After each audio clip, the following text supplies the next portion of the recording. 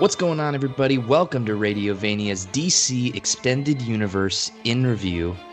This week, Justice League. My name is Zach Rotello, at Zach Rotello on Twitter. Sitting across from me in the digital space on the other side of a big round table with 6 chairs is room for more. Is John Swan Song Parker. We're past the halfway point of this rewatch. Yeah, we took a little bit of a break to do two Last of Us episodes. One that was our review of part 2, which is 3 hours long. 3.5, right? Yeah, and you nearly forgot about us, but we ain't dead yet. We're here to do Justice League. We still have work to do. When Zach texted me after I was playing the beautiful game that is The Last of Us Part 2 and said, when you want to do that Justice League pod, I almost threw up. And then I remembered we had to watch it. Powerful light, powerful darkness. But he's right. We got work to do. Yeah. So I watched this thing last week, took my notes, and then I remembered I'm sure you're about to dive into it, but just like leading up to this movie, the crazy amount of news and backstory. And then the news and the backstory is just not done. This movie just won't go away. People want to make it happen, and they want to make it work for some reason. And to me, when I watched it, I was like, this Snyder cut better be good, because I forgot how stupid this plot is. Yeah. Well, before we dive into the discussion about the movie, like our overall thoughts and about the drama, and because there's a ton. This movie's like the onion of the DCEU. There's so many layers to it, really, and I don't mean that in a snarky way.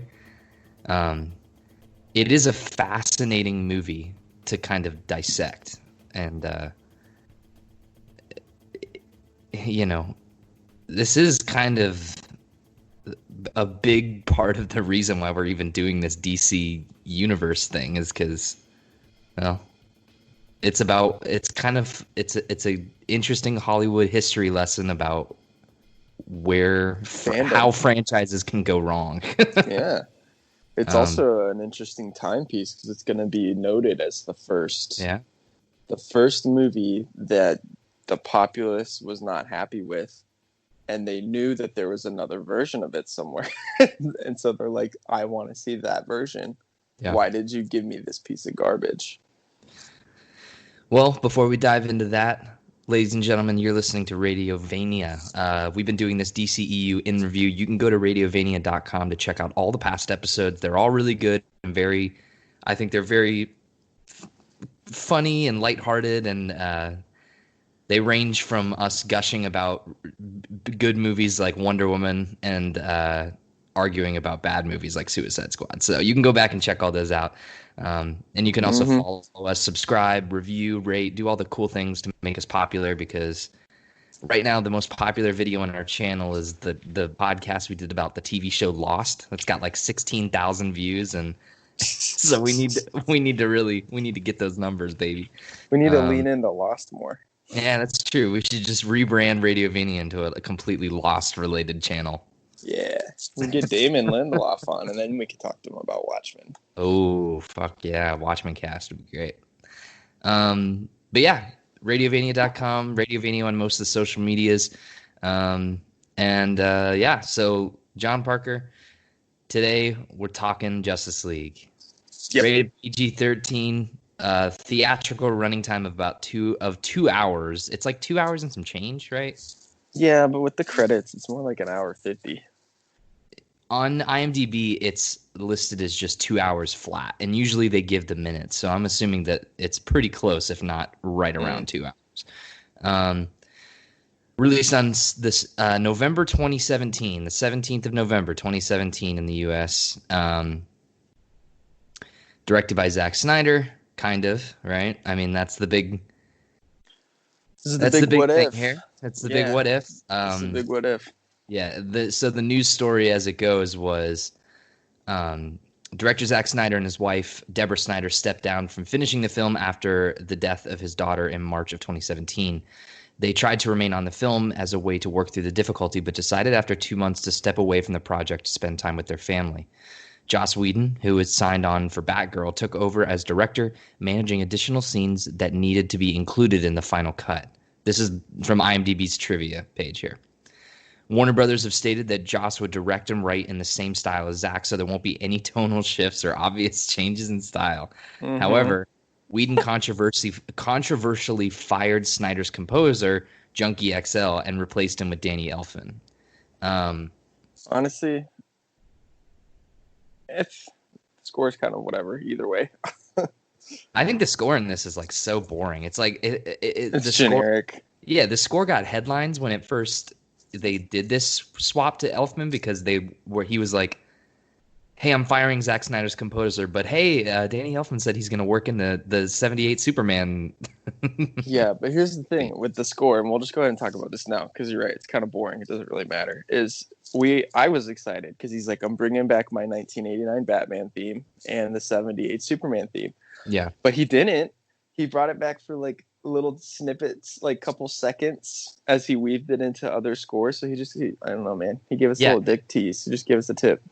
Well, it's like it could have been, if you're going to go full ham, go full ham. You know what I mean? Like but it is, I mean, it still is cool. Like my favorite moment of the movie, which we'll talk about, is, Superman comes back to life and you hear that 78, you hear the Superman thing in the background just for a brief second. And it is like, kind of like, yeah, that was nifty.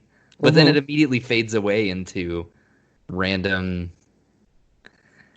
like, kind of synthy orchestral music. It's like, yeah, I don't know. He also doesn't really use the Man of Steel stuff at all. No, and it bums me out. They kind of barely used the Wonder Woman one at the beginning. So it's like they had all these pre-existing scores, but he's like, I am going to make my own stuff because I'm Danny Elfman, and I used to work with Tim Burton.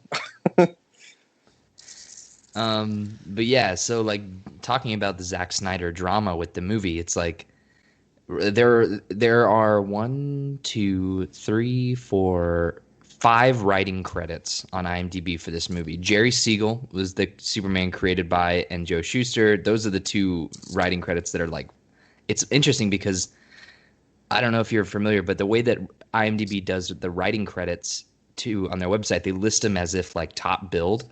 And so they have Siegel and Schuster above, like, Terrio, Snyder, and Whedon. I'm okay with that. So I don't know if that's like a semantics thing or if that's just like them being like. No, they have to do that. Yeah, for sure. So I'll give you a brief history about the Superman creators. They're both from Cleveland.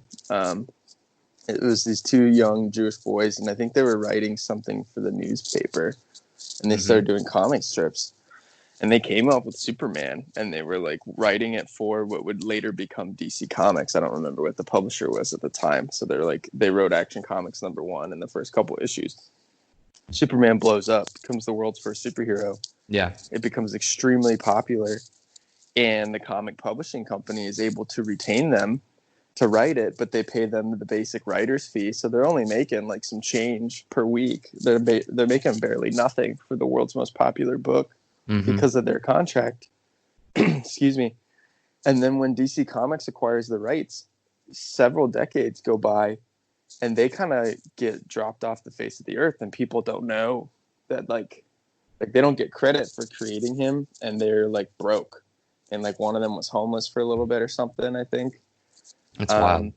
Yeah, and then like some of these people start like eventually like backtracked and they found them, and they're like, "Do you get paid for this?" Because like Superman's been around for over like 2-3 decades at this point. He's really popular, and they're like, "No, our contract we got screwed out of royalties."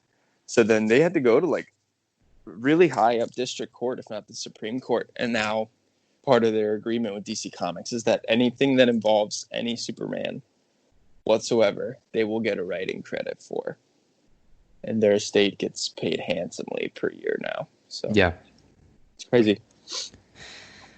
Yeah, well, then I guess it's, then maybe it's a symbolic gesture to have these guys be top of writing billing credits here. So Yeah. Is it just alphabetical?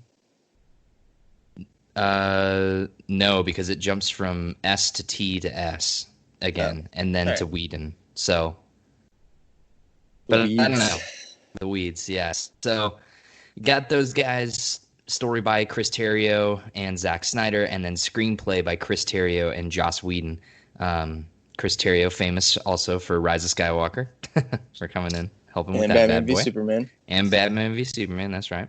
Mm-hmm. Joss Whedon, you'll most likely recognize out there if you're unfamiliar with comic book films. Which, why are you watching this if you aren't? He is most famous, I think, for like doing a bunch of TV shows like Firefly and Buffy. And then coming on to do the Avengers and like knocking that out of the park. And then getting extremely depressed when he had to make Avengers Ultron, and then he quit. Yep. And then this was his first dive back into it was making films. Yeah. Yep. And it was a comic book movie too, which he said that he was done with. Like that was the famous quote. Was he was like, he said he was done, and then he signed on to do Batgirl. And then they moved him over to this. And then now he's never making Batgirl. Now he's drinking somewhere in a cave by himself. Yeah. Yeah, this made him quit again. So domestic box office of 3... okay, so domestic box office... hold on. I got to find the budget because... we're not going to be able to ever find out the accurate amount. Yeah, that's one of the interesting things is that if you go to like any numbers counting site for movies, you'll see like the most expensive movies of all time, whatever. And the budget for so the classic rule is sometimes, most of the time, you take your production budget and you multiply that by 2 to figure out what the actual budget of the movie is, because oftentimes movies spend the exact same amount of their production budget, if not more, on marketing. And John, I don't know if you remember, if you can close your eyes and take us back to 2017. This movie was everywhere. Mm-hmm. Everywhere, posters everywhere. Everything was sponsored by Justice League. They ran trailers, I'm pretty sure, during like the fucking Super Bowl. Like, oh yeah, there were trailers everywhere for this movie. So I'm gonna assume that, toothpaste. Oh yeah, like I'm gonna go ahead and just assume that this production budget could possibly be more than its budget, which is $300 million. $300 million production budget, a domestic box office of $229 million, mm-hmm. and an international of $426, bringing the worldwide box office to about $655 million. So only making, I mean, if you do just exactly 2 times the production budget, it made about 55 million more than both of those. So not a very good profit. No.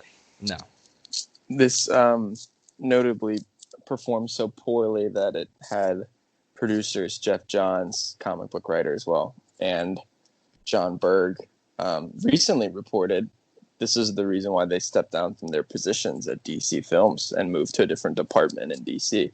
Mm-hmm. Pretty interesting. Yeah. Kind of like how this movie is kind of how what's his name? Bob Iger would eventually feel about the Star Wars spin-off movies. He's like, what do you mean I can't add another pool extension? I'm out.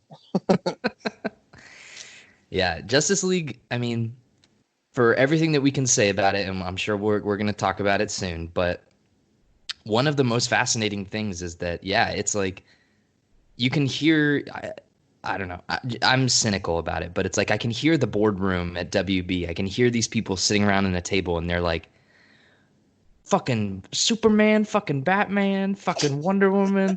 How the fuck could this movie fail, right? They're all like, and they're like, yeah, okay, so Zack Snyder...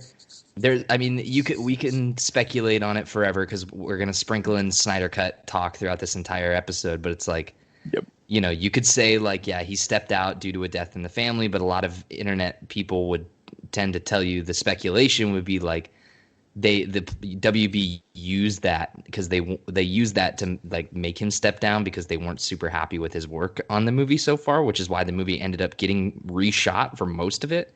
Yep. And why the movie looks like shit. I think the movie looks terrible. Like visually it looks just like, and it was interesting watching it on a 4K on like my TV at home and like, because I don't remember it looking like that bad in the theater, but I think a lot of this movie looks like Sin City. Have you ever seen Sin City? No, but I have heard that comparison before. Definitely. Yeah. It's crazy CGI, like crazy bad CGI. Yeah, like for something that came out the same year as, let's see, in 2017 we had Homecoming, Guardians of the Galaxy Volume 2, Thor Ragnarok. Also, we had Wonder Woman, The Last Jedi, Blade Runner. There are things that have like really good visual effects for its time. And then this one is like, nah, we're good. We need to come out in November, so we're not going to worry about making Steppenwolf look good. Yeah, and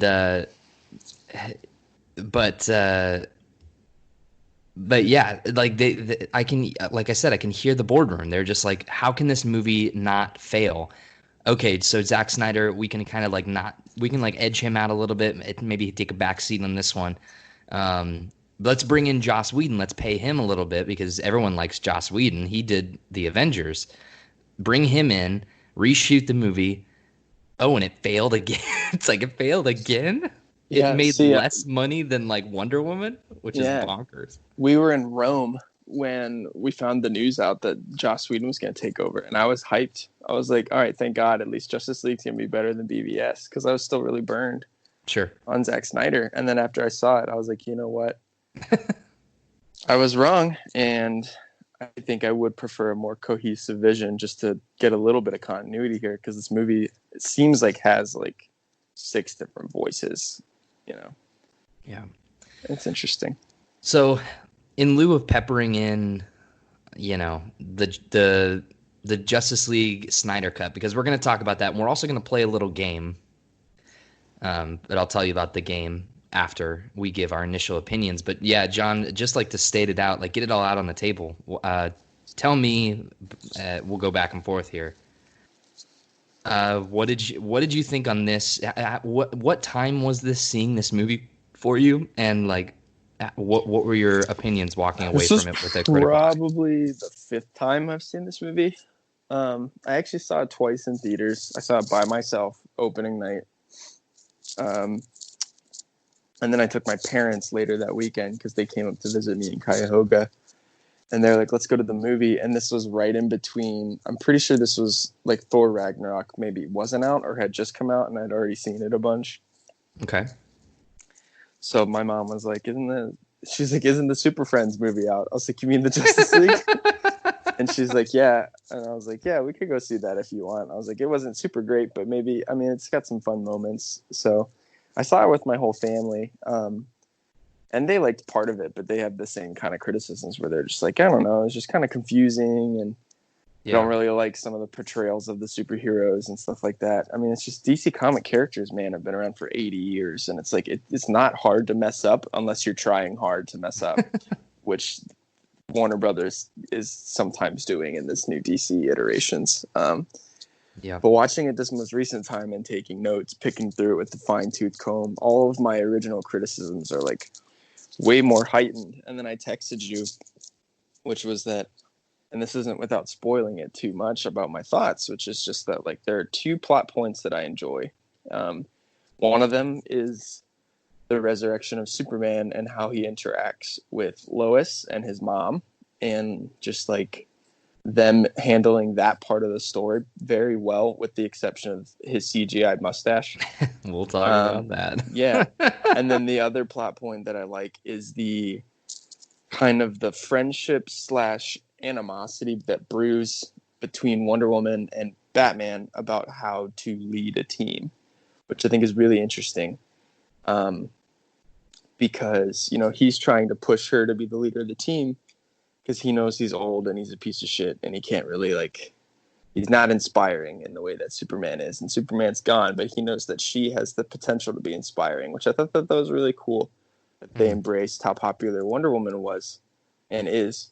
And she is like suffering more or less than PTSD from World War One with losing Steve Trevor, and she kind of became a reclusive vigilante for hundreds of years until she resurfaced. I just think that their dynamic is very strong.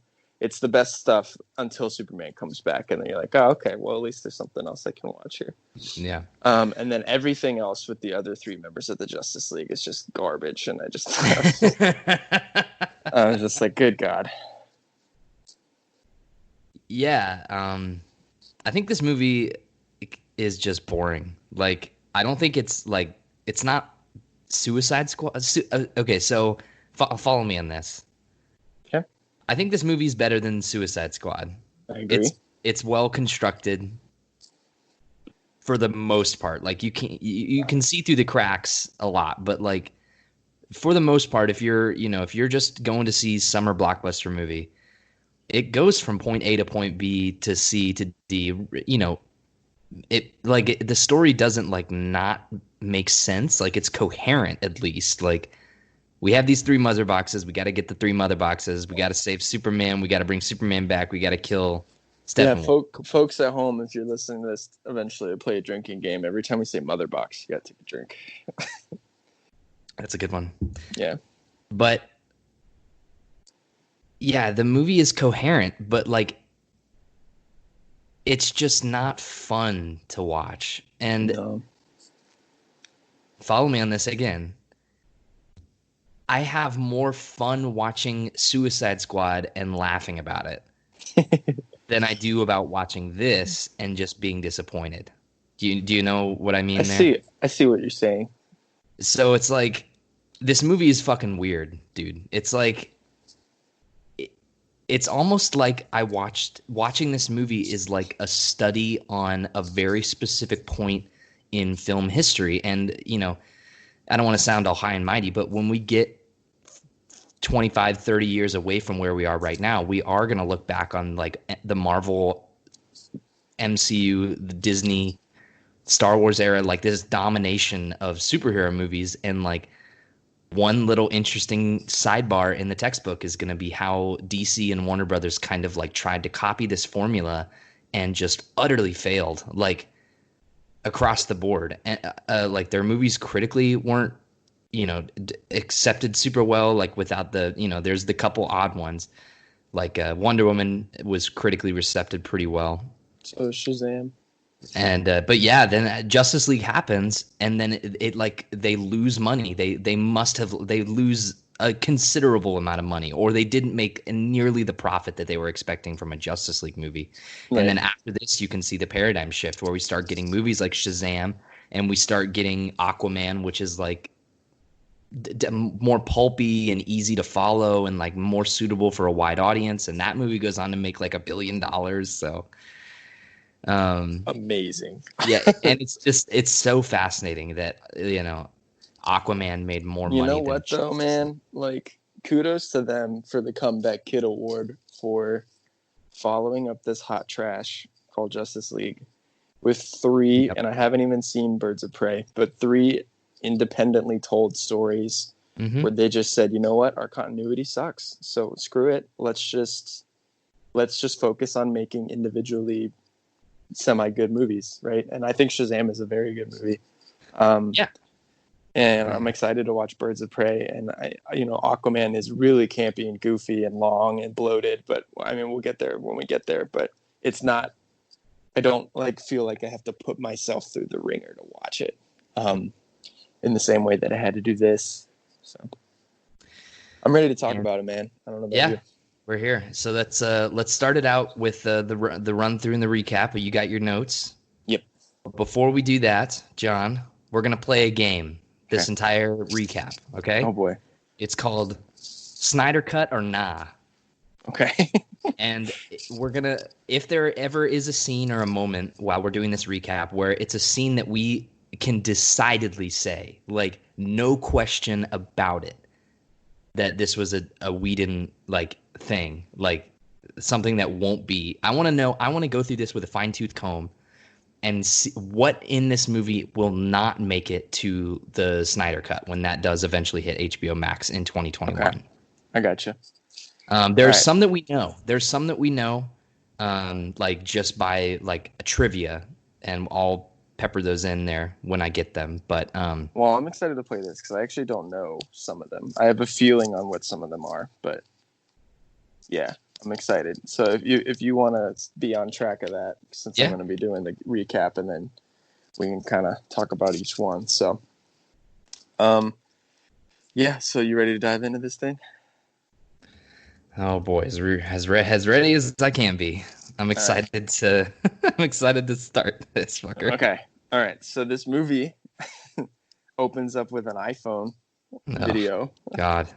Of Superman, and it's these two kids that are trying to essentially make a YouTube. This is pre-TikTok, otherwise it'd be a TikTok, and they're just like asking Superman questions like, "Have you ever fought a hippopotamus?" and like, "What's your favorite part about Earth?" and stuff like that. And there is a really cool line though where Superman is talking about how like hope is like your car keys. My dad always said, easy to lose, but if you dig around, it turns up. Right there, John. Like, you just emoted more than Henry Cavill did in this scene. Yeah, they shot this in the parking lot. He drove into work one day, didn't shave his mustache, didn't get dressed up in the Superman suit. They just CGI'd it later. Yeah. They might not have even filmed him. Maybe they just recorded audio. But this is how the movie starts. And when I saw it in the theaters, I was like, "Oh God, here we go." And I would say that this is not in the Snyder Cut. This is a Whedon thing for sure. This is 100% Whedon. Extensive reshoots in London and Los Angeles in mid 2017 added a cost of approximately $25 million to the film's budget. Henry Cavill worked on the reshoots and Mission Impossible Fallout at the same time. He had to sport a mustache for his role in the latter project. However, Paramount refused to let the actor shave it off for the time that he played Superman. This meant that Henry Cavill's facial hair had to be digitally removed in post-production. So what amount of money of that $25 million went towards Henry Cavill's mustache removal? Not enough went towards it because it looks terrible. It looks atrocious, dude. Like, I think it's like one scene where it looks like he like his baby lip. Yeah, it's like his upper lip looks like it's just like hovering above his teeth. Like his teeth don't look real. It's so bad, man. And this intro, it's like, why in the world would you start with this? Why would you? This is like it. You could have just, because right after this, it's the it goes straight to like the montage, right? No, it goes to Gotham City. Does it go to Gotham City right after this? Yeah, and then the credits. Okay, you could have easily just opened with Gotham. Like, why you needed to remind the audience that Superman is alive? I think the Snyder Cut is going to start with Gotham. Well, funny you should say that. The Gotham from the beginning is Whedon. Is it really? Oh, yeah. Big time. Oh, okay. Well, shows you what I know. So let's talk about Gotham. Yeah, let's talk about Gotham. So they tried to recreate the opening of Justice League #1 from 2011, which is Batman fighting a parademon in Gotham City.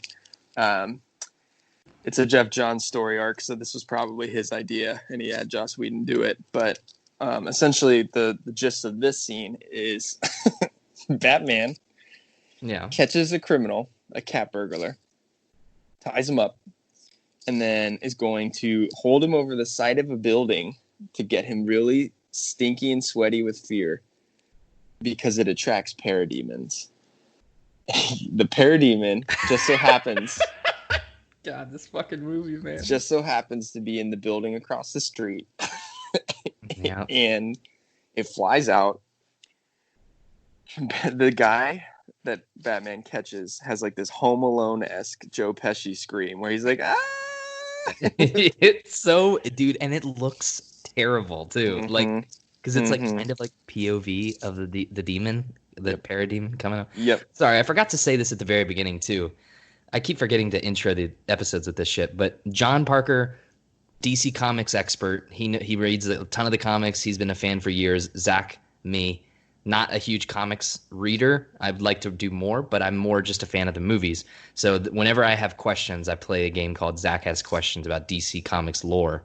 So yeah, parademons. The fuck's up with that? Have they been around since Oh Darkseid, yeah. or is it Oh just yeah. like okay?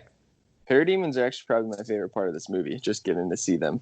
I mean, they don't look great, but just the fact that they leaned into the New Gods, Sure. Jack Kirby stuff with Darkseid, and they don't lean into Steppenwolf the right way. He doesn't even look like he's supposed to in the comic books. But yeah, I mean, that's pretty much what a parademon looks like. They're just minions of Darkseid. They are attracted to fear and bloodlust and stuff like that. Yeah. And they do get sent out as scouts to other planets, even though they can't speak and they're incompetent. I never got that in the comics, but it is what it is. You know, it's like, why did the Ewoks beat the Empire? No one ever questions it; they just accept it. Yeah. Okay, so can I sprinkle in a little trivia about the Batman scene here? Sure. So Holt McCallany, do you know this guy? No. Okay, so he has some bit roles in stuff. He was in Fight Club. He was in Alien 3. I don't know. He's in stuff. He was in Mindhunter, which I've never seen, but he plays the burglar in the first scene with Batman. He was interviewed and said that the scene was written and shot by Joss Whedon as a comedic scene, but Warner Brothers preferred to open the film with a more serious tone, and the scene was re-edited. When McCallany returned home to New York, he found a bottle of his favorite champagne at his door and a note from Whedon that said, quote, "To battles lost, gratefully Joss," end quote. McCallany appreciated Whedon's gesture and had the letter framed. That's insane. But it's like, dude, you can totally see that. Like, that you can see this entire opening scene being like comedy. Yeah. Batman's on the roof in Gotham and he's battling a parademon and there's this burglar that he just lets loose and it's like, yeah, we'll get to that because so confusing. That's my gripe with it. But yeah, so Batman catches this parademon and like shoots a net up against the wall and like pins it up. Yeah. And for some reason, the parademon has like a self-destruct when it's caught.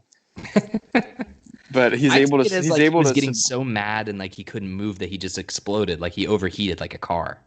I guess, sure. But yeah, I mean, like they're flying around before he gets caught in the net, and I guess one thing that we have to note, kind of, is that he freaks out because there's a car or there's like a burglary alarm in a different building. And it's like, wee, wee, wee, and the demon starts freaking out. And of course, Batman takes note of that because he's the greatest detective, and that's going to come back into play big time. Great detective work. So subtle. Yeah, so subtle. Yeah. But yeah, well, not that subtle. We'll find out in a sec because there's these 3 boxes that are imprinted on the wall after this demon blows up. And I guess I don't like, why would their biological chemistry of the parademon leave a calling card of what the guy is looking for when it blows up? It's just, it doesn't make any sense, and they don't make you question it. And that's never been a comics thing, is that like their essence is only the mother boxes, so that's just part of their body at this point. Like, they're made by like Apocalypse, like, you know, like when they do the thing where they, you know, if they die, his minions turn into parademons, which is like Walking Nightmare and stuff like that. So it's like, it's not really tied to the mother boxes as much. The mother boxes are just things that people use, and use them they do in this movie. But this thing's pinned up against the wall, and this is a moment that I had a problem with in the theater, which is that like Batman's just like standing there looking at the parademon, and the criminal's like standing behind Batman, like just hanging out. It's so awkward. It's weird, and Batman's like, Alfred. like, yeah, the guy. The criminal's like, what the hell is that? And then Batman's like, Alfred, are you getting this? And I'm like, why are you talking to your confidant that is also Bruce Wayne's known butler while there's this guy behind you? And eventually he's like, you know, he's talking to Alfred, and they get it. And he's like, you better get back to the cave. And Batman gets up to leave. And I was like, you're leaving the burglar behind? Like, what are you doing? And the guy's like, it's because they know Superman's dead, isn't it, Batman? And it's like, and he's like, Oh, and I'm like, oh my god, this is ham-fisted. This is Yeah, so ham-fisted. this scene is a perfect. If someone who never saw Justice League but caught but was up on the entertainment drama of the whole thing, if they asked me like, they're like, I don't understand, like, why are people disliking this movie so much, and why is this movie like so controversial? I would show them this scene, because if you have a modicum of film criticism in your bones, if you've been watching movies for a long time and like you can tell what makes a good movie, like this scene was so clearly thrown together in like a weekend. Yep. Because there's just oversight after oversight after, and like yeah, like the 3 boxes on the back of the parademon, it's like, well, we need a way to get the mother boxes introduced into the viewer's mind at the very beginning. So I don't know, he burns up and he leaves behind 3 boxes on the wall. Oh, it's like the burglar is the one that has to ask about Superman because we need to remind the audience that Superman is dead. It's like, Yeah. everything in this scene just seems so lazy.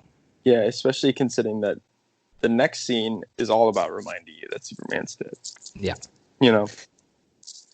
So this is where we get our first... This is a Snyder scene. Gotta be, right? It this is. montage. Yes, it is. Yeah, okay. Yeah. So there's a montage where the entire world has memorials of Superman. They got these big black banners with the silver S, which looks really cool. Just kind of like seeing it. I can't believe they hung it up on the cathedral at Notre Dame, though. I'm not going to lie.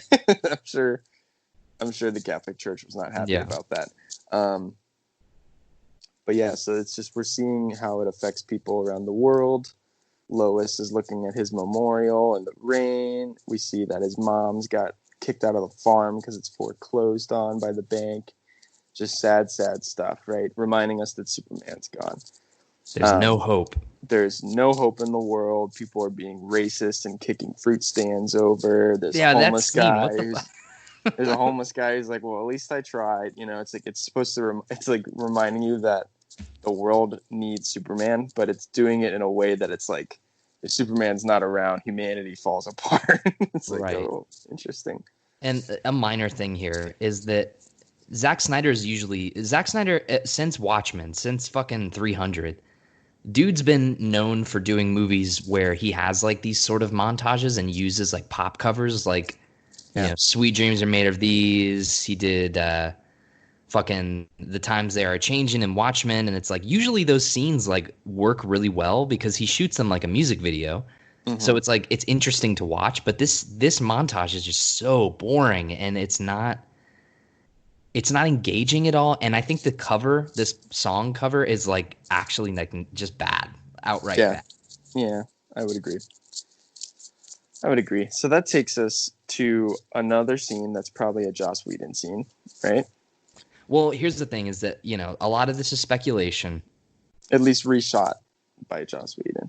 Half and half seem to think like I would lean towards the Wonder Woman thing being more Joss Whedon than Zack Snyder. I think that this seems like they handled it better with Infinity War, but the amount of Wakanda spliced into Infinity War after the Black Panther popularity, this is like, oh, Wonder Woman did really well and it was really popular. We got to give her a really cool intro. Yep. So she's still in Paris, and Bruce Bolton from Game of Thrones is a reactionary terrorist, and him and these guys are gonna break in to, I guess this is like a bank or something, but they're not planning to steal anything. They're just breaking in to set a big bomb to blow up a large portion of the city block because they think humanity is doomed and they want to take it back to the Dark Ages. So again, reminding us that we need Superman.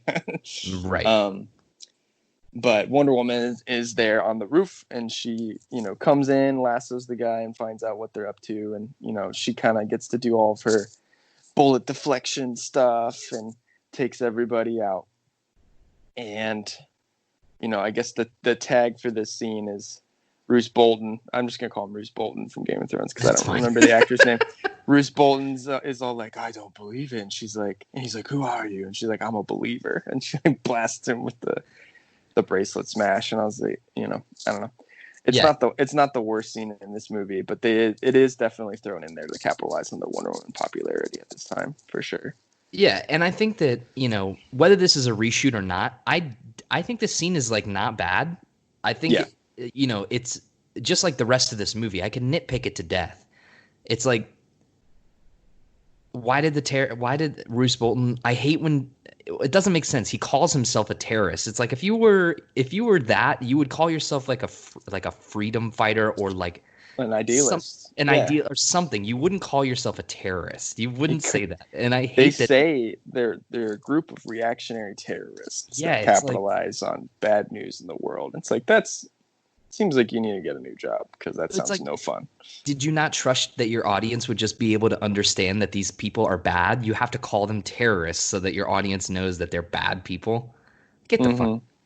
But then, yeah, it's like the Wonder Woman thing is fun. Like, I love the shot. I really like the, even it looks weird, kind of, but it's like cool. Is the shot of, because the guy turns the gun around and aims it at like the people on the wall, Yeah. and then it's like Gal Gadot like running around, like hitting every bullet with the wrist gauntlet things. Yeah, we're moving people out of the way. Yeah. Yeah, Really, and it's really like, cool.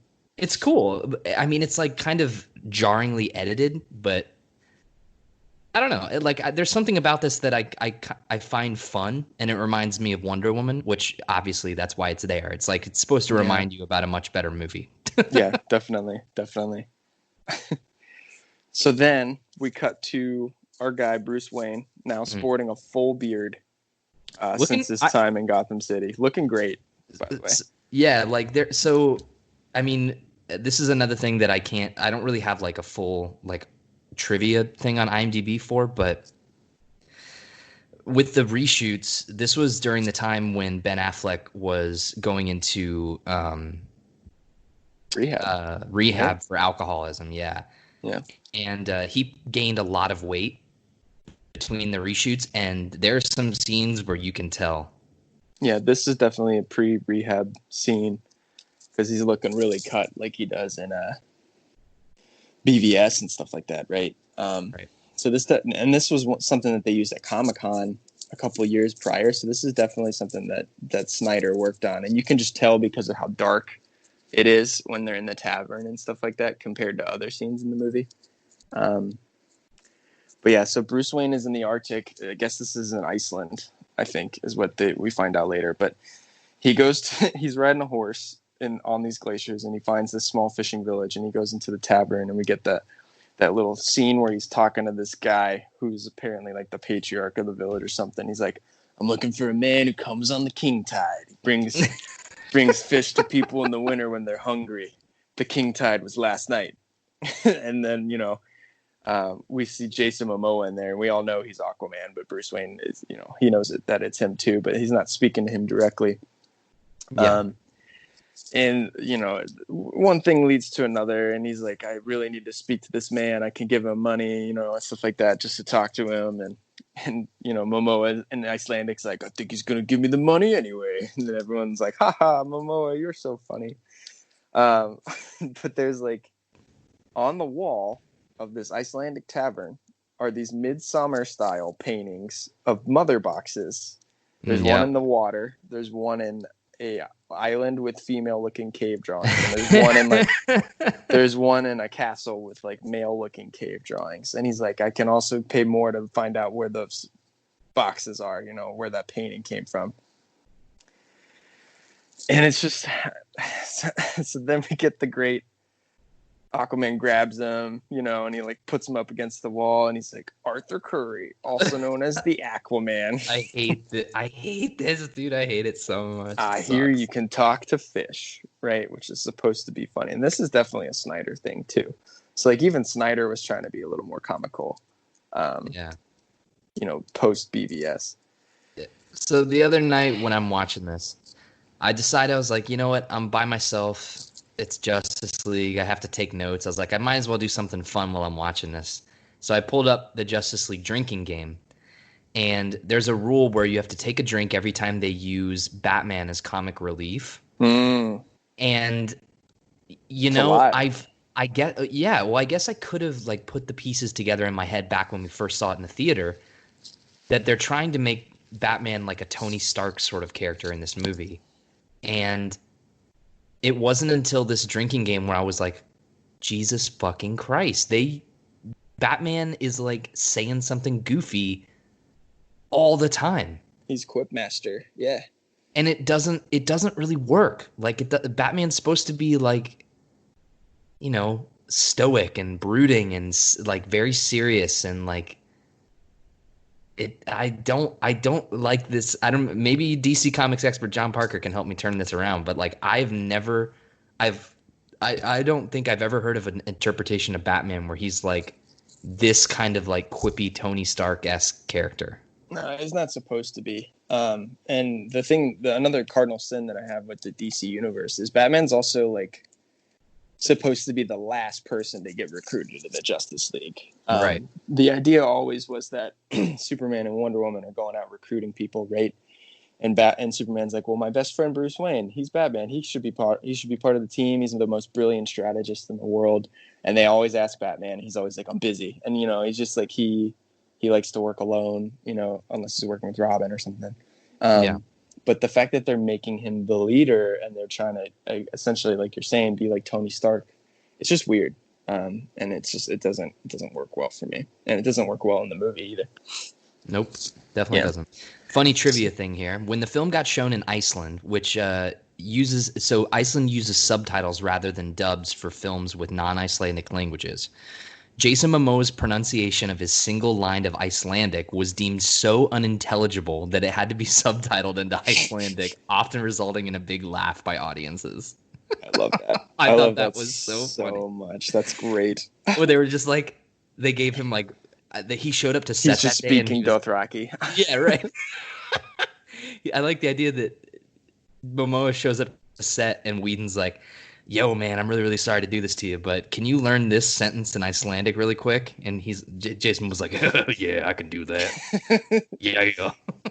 All right. Oh, man. So I love this scene because of how stupid it is.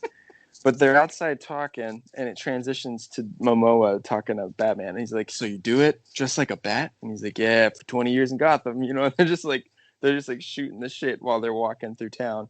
But we ain't got a world-ending shit happening right now. But there's also like, I know he's probably not worried about his secret identity in a small fishing village in Iceland, but he's also very casual with just talking about it openly. And he's just it bothers me. Yeah, so he's not wearing the Batman costume, but Aquaman's like, I don't know, Batman, I don't want to join your crusade. And I'm like, wait a second. Like, did he introduce himself as Batman or as Bruce Wayne? I guess he did. And then he's like, I need you to join this team. I think there's something bad coming. And he's like, there's always something bad coming. And then they tie climate change to it a little bit, at least, where he's like, I don't mind if the oceans rise. It's just like, Aquaman's essentially being the Batman in the comics, which is like, he's the reclusive one that doesn't want to join the team. Yeah. But he's like, Aquaman is in Iceland. He takes his sweater off. He just throws it on the beach. And when I saw it, every girl in the theater was like, oh, my God. And people were like whooping and stuff like that, which, I mean, Momoa's a hunk. I think we can all agree. But he gets in the water. And he looked better in Thrones than in this, though. Like, I didn't think he looked particularly, like, super duper cut. Yeah, he's pretty cut in this movie, though. He's really cut in Aquaman, too. But yeah. So he's getting in the water, and he doesn't want to accept Batman's proposal to help stop this impending doom that's coming along, and he doesn't really give him any information. And sure. we get the great thing where he's standing in the water, and all the villagers come up behind Bruce Wayne to see Aquaman leave because he's bringing them food and stuff, and he's like, dressed like a bat. You're out of your mind, Bruce Wayne. And he turns around and he dives into the water. I'm like, okay, so now this entire village knows that Bruce Wayne's Batman, and Batman doesn't seem fazed by it whatsoever. The worst dive I've ever seen in a major motion picture. Like the way that he it's shot so weird too, because he like kind of just like spins backwards and lands in the water, but you can totally tell that he was like on a green screen and that they just added the splash effect afterwards, because then they show you the water from a more pan back shot, and you just see this little thing under the water go whoop, and zip away. Yep, like a torpedo. That was one of the first times in the movie in the theater where I like laughed out loud because it was so bad. Like it was just the dialogue is bad, The way it looks is bad. Everything about the scene is trash. I hate this. The Aquaman intro, I think, is bad all around. I don't like any of this. Yeah, definitely. Well, we got some more bad intros coming up, so fasten your seatbelts, kids. Click. So our next scene is Bruce and Alfred. They're on the Bat plane, or the Bat private jet, probably, because it looks pretty nice. And they're perusing Lex Luthor's notes about the mother box that I guess he had been researching for a while, because we got that scene from BBS where he's like looking at the mother boxes on the Kryptonian ship. But yeah, so they're trying to figure out how these tie into anything. And he's like, they were in this tavern too. They're big play. I just don't know what they do.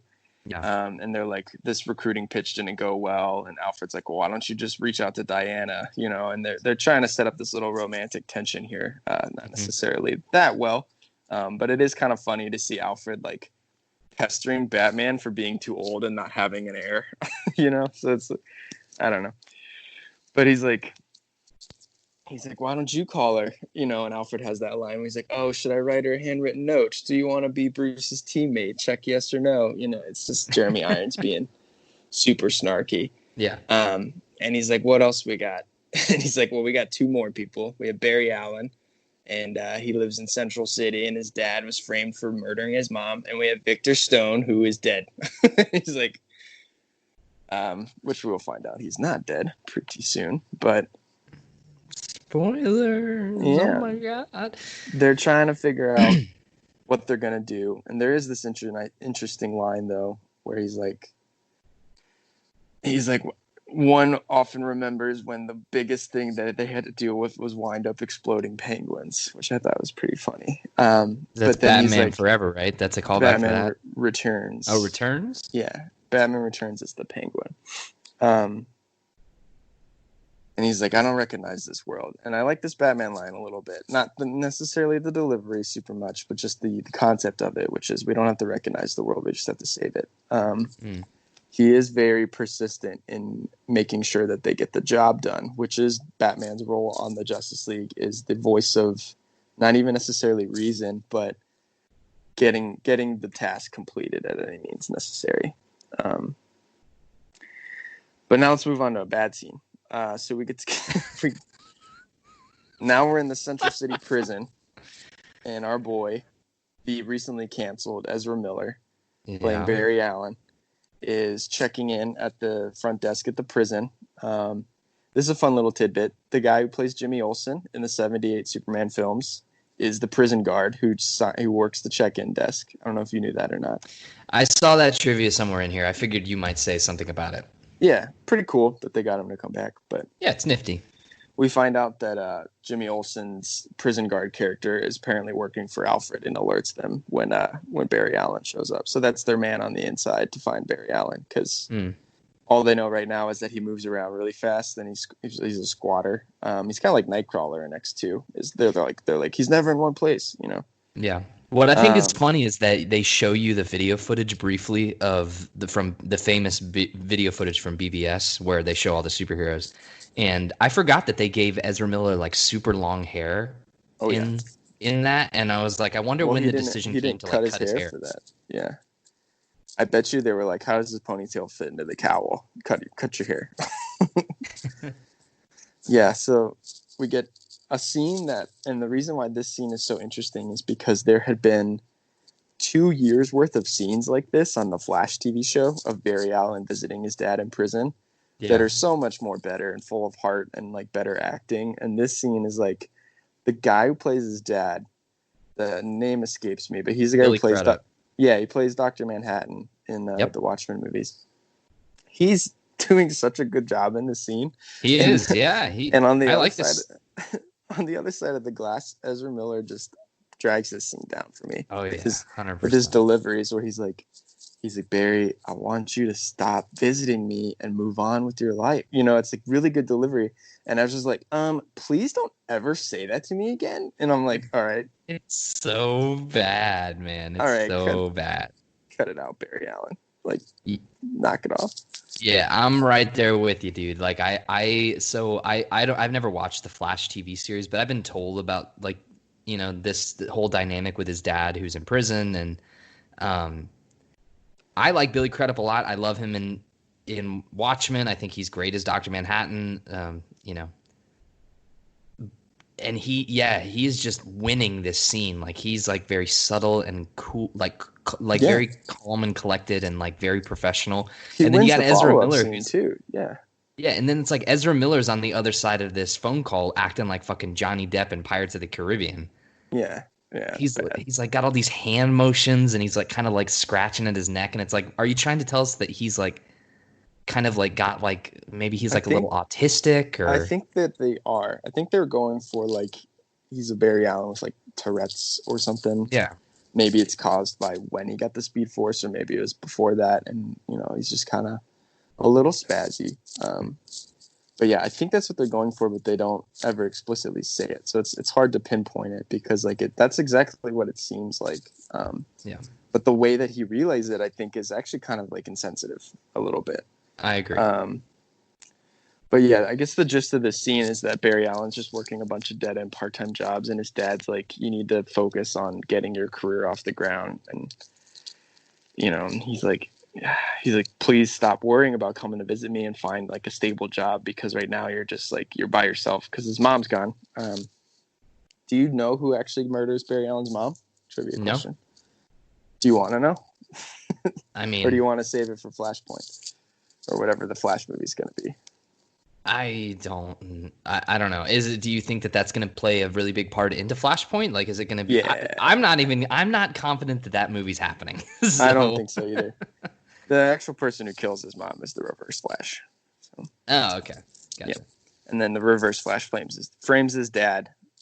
But it's a kind of like a catch-22 or whatever it's called, because because the Reverse Flash traveled back in time and killed Barry's mom and framed his dad, that actually leads to Flash becoming a stronger hero. So it's the never-ending battle going in cycles. But So we get our next intro of our other hero, which is we get the guy from Terminator 2.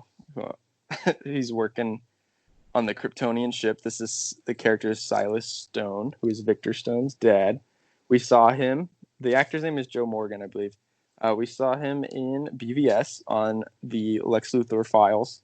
Mm-hmm. And he's working on the Kryptonian ship, and he's leaving, and there's that janitor, and he's like, Victor was a real special kid. I'm sorry to hear what happened. And he's like, God. And the guy like has like no real reaction. I guess it's because Victor's alive, so he's just like faking it. But he's like, oh, thanks. He just like leaves. This has got to be Whedon. Yeah. The janitor stuff? Yeah. Oh, for sure. I think most of this scene is probably Whedon, to be honest with you. Well, so an interesting little trivia piece here. Maybe it's not that interesting, but it helps lead to some interesting discussion. So Zack Snyder and Ray Fisher both stated that Cyborg was going to be the heart of this film in interviews. However, when Joss Whedon was hired for reshoots, most of Cyborg's scenes were cut. Yeah. And you saw that like last week, Ray Fisher came out and said that like Whedon was awful on set. Did you see that? He talked about like he was like borderline abusive and like unprofessional. Yeah. So this movie just had such a toxic environment around the production too. So yeah. But we jump to the next scene, which is a continuation of the Silas Stone scene, and Victor is at home in Corona quarantine, just staring out the window. Sweden for 2020. Yeah, he did. And his dad comes home and he's talking about how he's studying the box at work, and he's studying the ship, and he's trying to find a way to link the box and the Kryptonian technology to find a way to fix his son. And we see it's because his son is cybernetically enhanced. And it's alluded to that there was a really bad car accident that caused the death of Vic's mom, and that left Vic in almost a paraplegic state. We see in BVS he has like no legs or anything like that in that one like Luthor file scene, but the box attached itself to Victor and repaired him and gave him a body, but at the cost of the fact that Victor is like, he can hear everything, he can tap into everybody's iClouds, he can see your nudes, he can hear what you're up to. He's essentially a big brother or Amazon. Cyborg was responsible for the fappening. Yeah, he was. Because he was so bored at home. All right, Zach has questions. Yeah. Is the mother box has the mother box ever been associated or tied to the origin of Cyborg? Yes, in the Jeff Johns Really? Justice League. Yep. Oh, okay. Mm-hmm. Yep. That's actually pretty accurate to the Jeff Johns New 52 Justice League run. All right, so Silas Stone is trying to repair him, and he says, this is a really weird part to me, because he's talking about trying to use the box to fix him. Yeah. And he's like, I don't know. He's like, you did this to me. You didn't even, get my permission. And he's like, Victor, you're not a monster. And he's like, it's funny you thought I was talking about me, and he's like being really like rude to his dad, who's just trying to help him. That's really weird. It's so weird because in the comics, like, they have a really good relationship and they're trying to work together to figure out the box. And Snyder has made him really angsty here. And it's like think about this from Silas Stone's perspective. There's a car crash. You lose your wife. You're going to lose your son. But you're a brilliant scientist, so you find a way to save him, but it turns him into a superhero. And then he becomes ungrateful. It's just a really angsty version of Cyborg that I felt like is kind of unnecessary. And it's not really anything. It's only this scene. And then, like, the rest of the time, he's very nice to his dad. It's just strange. Yeah, I think... So I forget the actor. Who's the actor that plays Cyborg? I'm pulling him up right now. Ray Fisher. Ray Fisher, right. That's right. So unknown up until this movie, I'm pretty sure. Yeah. His version of Cyborg turns a corner for me when he starts being a little bit more fun and working with the team a little bit better. Just keep the little merman away from me.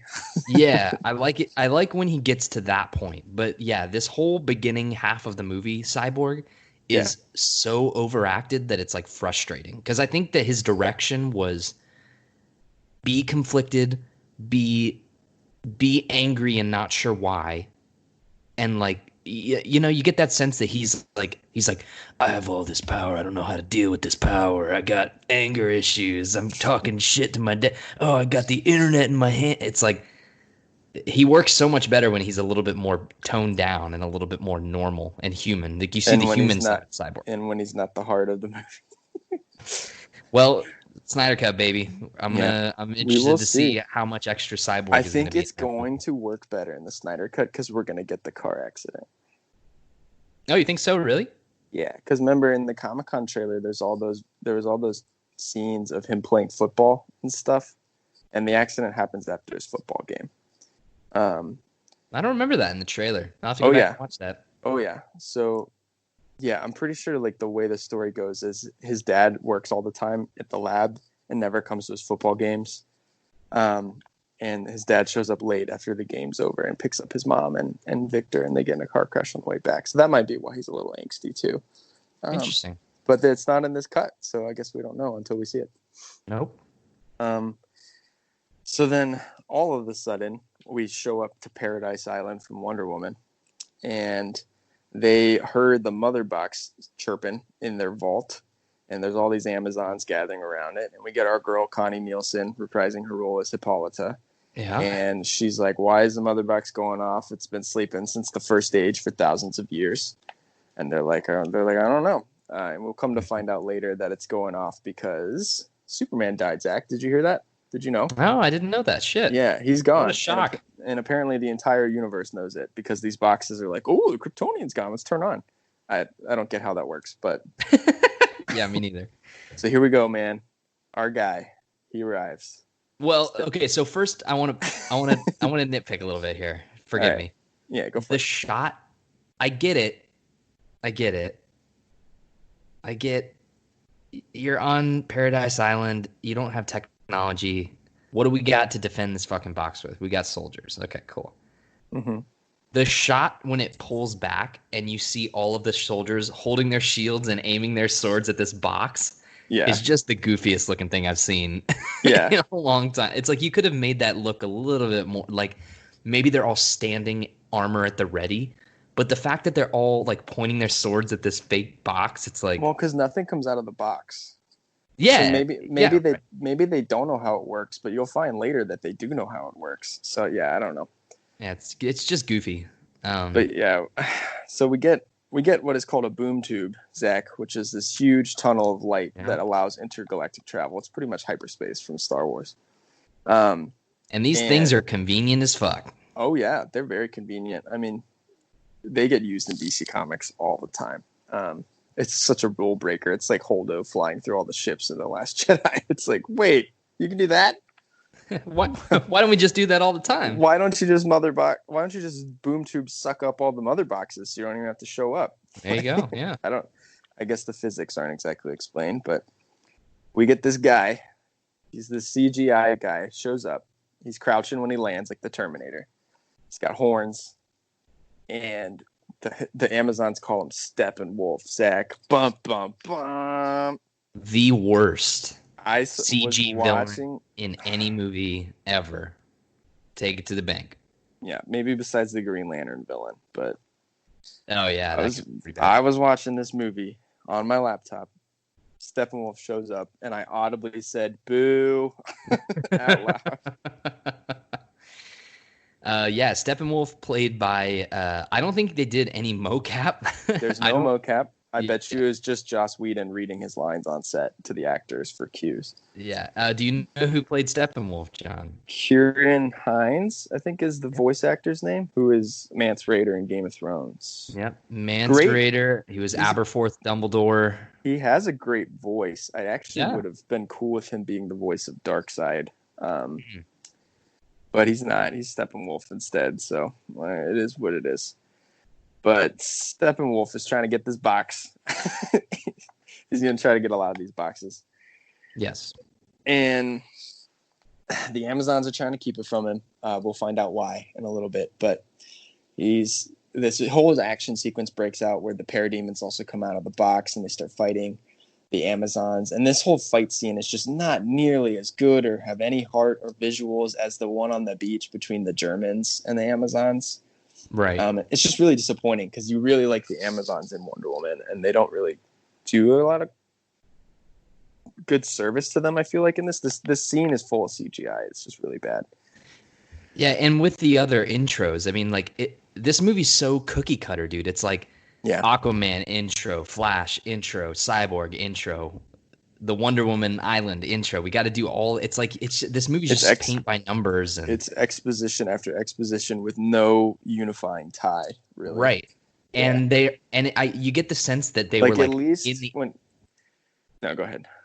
I was gonna say like Warner Brothers. So there was a trivia fact that I forgot to read at the beginning, but after the backlash of like how long people complained about the length of like Man of Steel and Batman v Superman, so Warner Brothers mandated that the movie come in under 2 hours long, like no exceptions.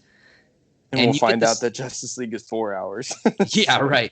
And then, but yeah, you get the sense in these scenes where it's like they're in the editing room and they're like, okay, how can we trim this down so you just get the bare amount of information? So yeah, it's like they don't do justice to the Amazonians, and they don't give them Justice League. But yeah, so Queen Hippolyta gets the box, and they have this crazy security system where these people like hit the pillars with a hammer, and they all get trapped inside. But pardon me if I'm wrong, Zach. Wasn't the roof of this room open because there was light coming in? You know what, John? You son of a bitch. You're right. So does the security system close the roof too? Like a football stadium? I don't know. But it doesn't matter because he is boom tubing. So it's like, well, he actually Wolverine cuts himself out of the wall with his axe. He makes this big X and just busts through it. Yeah. Anyway, he catches up with he catches up with Hippolyta and kills all these Amazons, and he gets the box, and he tells them, soon you will all join the Unity, and then he boom tubes out with the box. Yeah. So the Amazons are talking about it, and they're like, the world of men is fucked. We can't get out there. We have to let her know. We got to light the warning fires. And they're all like, no one has seen those for thousands of years. They say no one has seen it for thousands of years, like 1 million times in this movie.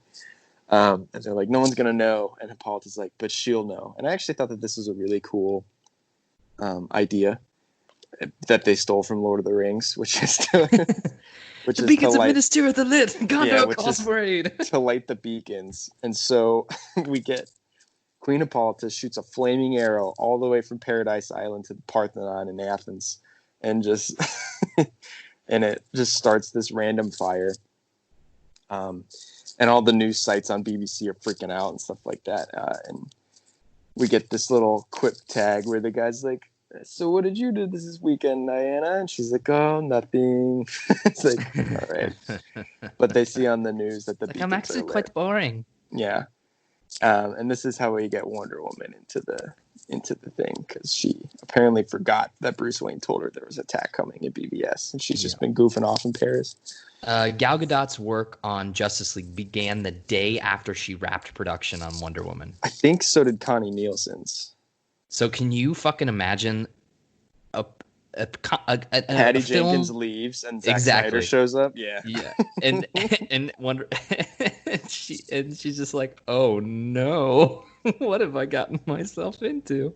Well, we'll see in a little bit when they do that like history lesson thing, but like Robin Wright is supposed to be in Justice League. Like she's supposed to play Antiope again in that battle that they have with Steppenwolf in the past. But that battle got edited down so I bet you like that's how the Snyder cut opens. Is that huge battle. It's going to be like Lord of the Rings. It's going to be like the prologue. Yeah. Well, it's because coming up here, and I don't want to get in the way of your notes, we do have the Steppenwolf, like, and the origin of the box thing. Diana talks to Bruce about that. In the Zack Snyder trailer, you saw like the little teaser trailer that they put together for the Snyder cut thing. Yeah, it's Darkseid. Yeah, and there's that scene that's not in the original movie of her in like a cave, and she shines a light on a cave painting, and you see Darkseid, and it's like, yeah. I bet the movie flat out just starts with Wonder Woman, like lots of Wonder Woman at the very beginning. Yeah, probably a lot of like Wonder Woman, the alliance between Atlantis, Themyscira, and mankind, and Green Lantern, apparently. But yeah, and I think it's fascinating that like 32 minutes, I marked it down on my notes, but 32 minutes into the theatrical version of Justice League is the first shot from that, the first shot that's in that new footage that we've seen from that teaser that they put together, which I think is fascinating. It's this deep into the movie, and that's the first thing we see. Yeah. So now we're in Metropolis, and there's a really like funny news thing where the guy's like, "Some lady's reporting that aliens stole her man," because the parademons broke in and stole that janitor that we saw earlier. Anyway, I thought that was really goofy. That made me laugh a little bit. The guy's delivery on the news site was just funny. Real humor, folks, not this goofy quip stuff.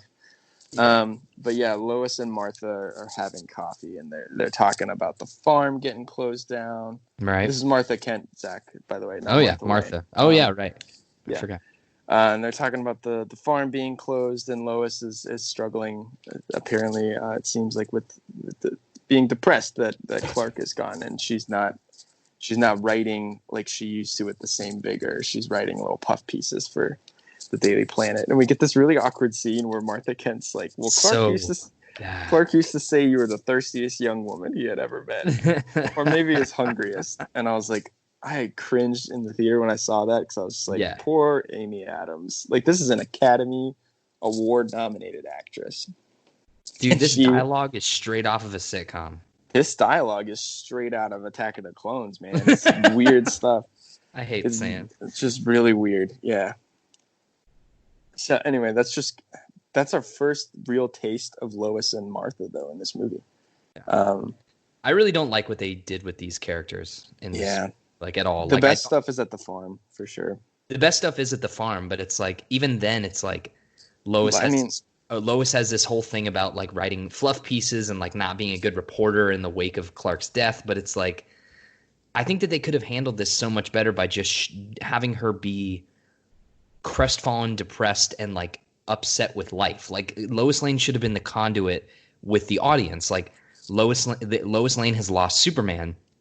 So is the world. Yeah. So is the world. So it's like she loses hope in the world, but then when Superman comes back, you're the audience feel like, oh, there's hope again, there's love, there's this connection between these two people. But instead they lean it on Lois is like, oh, Clark, I'm sorry, I wasn't a good reporter.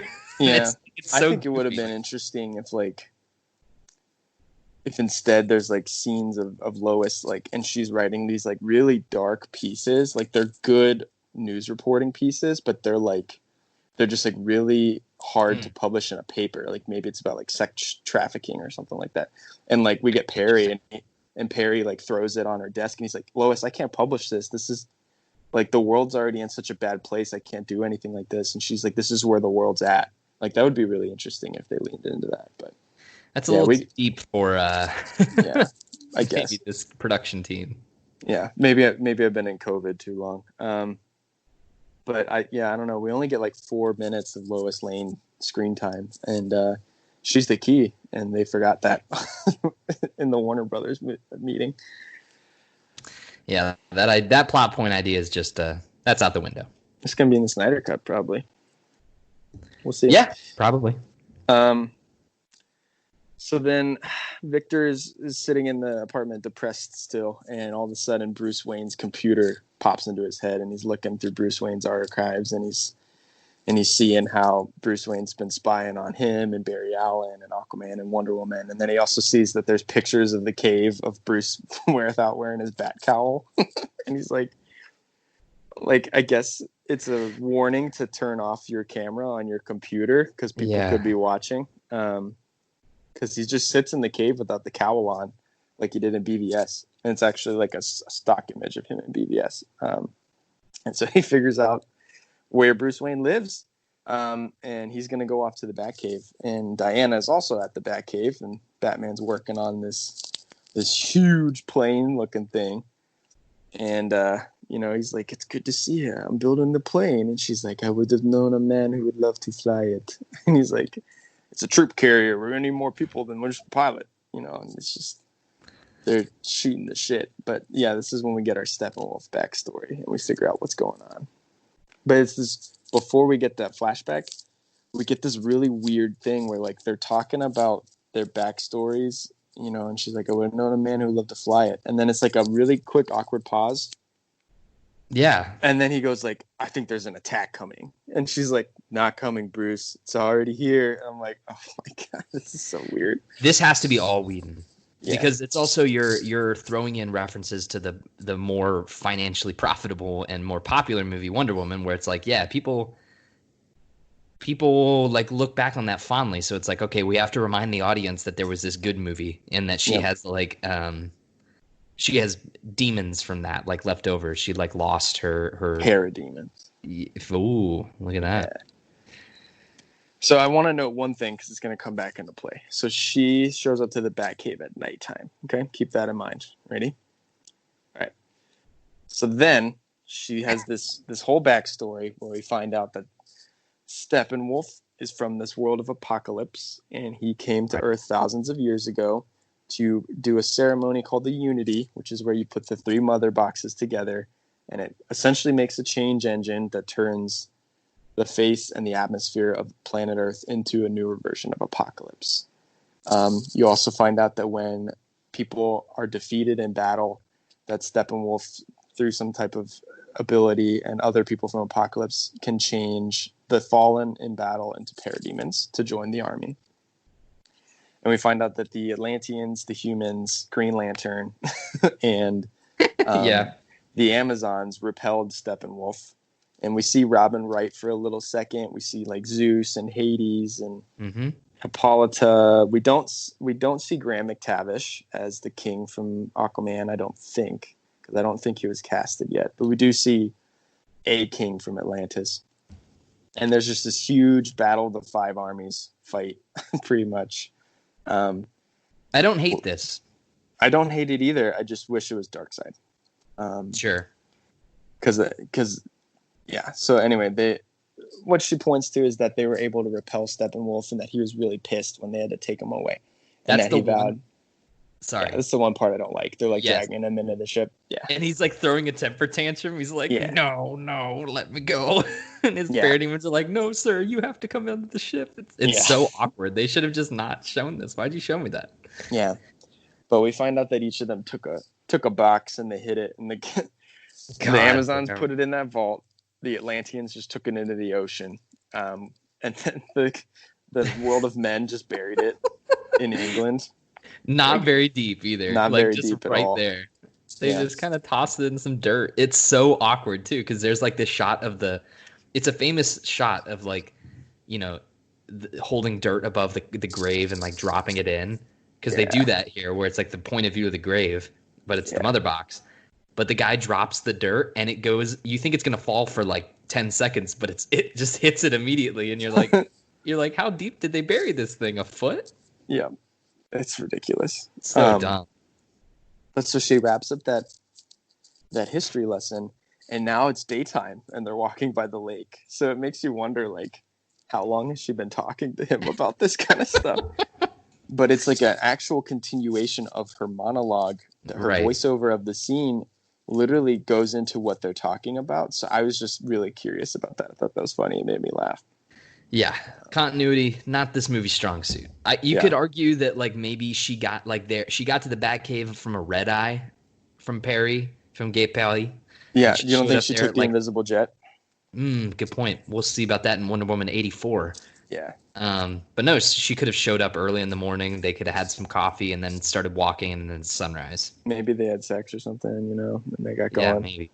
Yeah. I don't like the romantic like implications that they give with Wonder Woman and Bruce in this.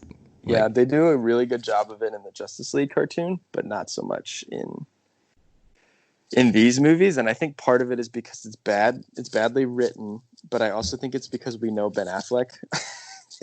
And I just keep him away from the young women of Hollywood.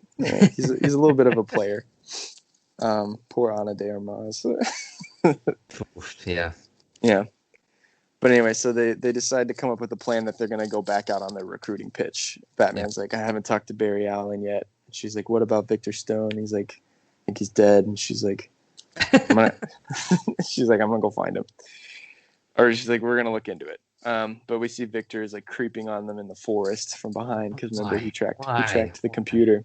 Because he figured out where he lived, I guess, right? So I know. But like, he's not like hiding. He's just standing there in a fucking hoodie, like looking at him. It's like, it's close enough that if one of them turned their heads even just a little bit more to the left, they would have been, oh shit, it's Victor Stone. Well, see, Wonder Woman saw him though, remember? So they only do that so they can pay off with that one-liner in a couple minutes. But so then we get my least favorite scene of the movie. Same. Which is Bruce Wayne is at Barry Allen's, I guess you could call it an apartment. He's like living in a train yard. Barry Allen comes in there. Bruce Wayne's sitting on there with the lights off. It's like very creepy. Barry Allen reacts to it, not like there's an intruder. He's just like goofing off, and he's like, you act like that explains why there's a stranger in the dark sitting in my second favorite chair. And it's like, okay, all right, we get it. You're funny. We get it. And Batman's talking about all the stuff in there, and he's talking about the Flash suit and how it's like heat resistance, and can adapt to great speeds, and they use it on the space shuttle. And I think the Flash suit looks horrible, by the way. I don't love it. I don't like the armor. I don't get how that makes him aerodynamic. And so he's like, what is it that you do? And Barry Allen's like, he's like, look at this recording of somebody stopping somebody at the burglar. And he's like, well, that is a guy who looks totally like me, but it's definitely not me. It's like, all right. Yeah. Okay. So Batman tests his hypothesis out that Barry Allen's super fast and chucks a batarang at him. Yep. It's very slow motion. We see how the Flash's power works. He sees everything in slow time. And he grabs the batarang and he's like, you're the Batman, and Batman's just giving away his cover. And he's like, so you're fast. He's like, God. That seems like an oversimplification.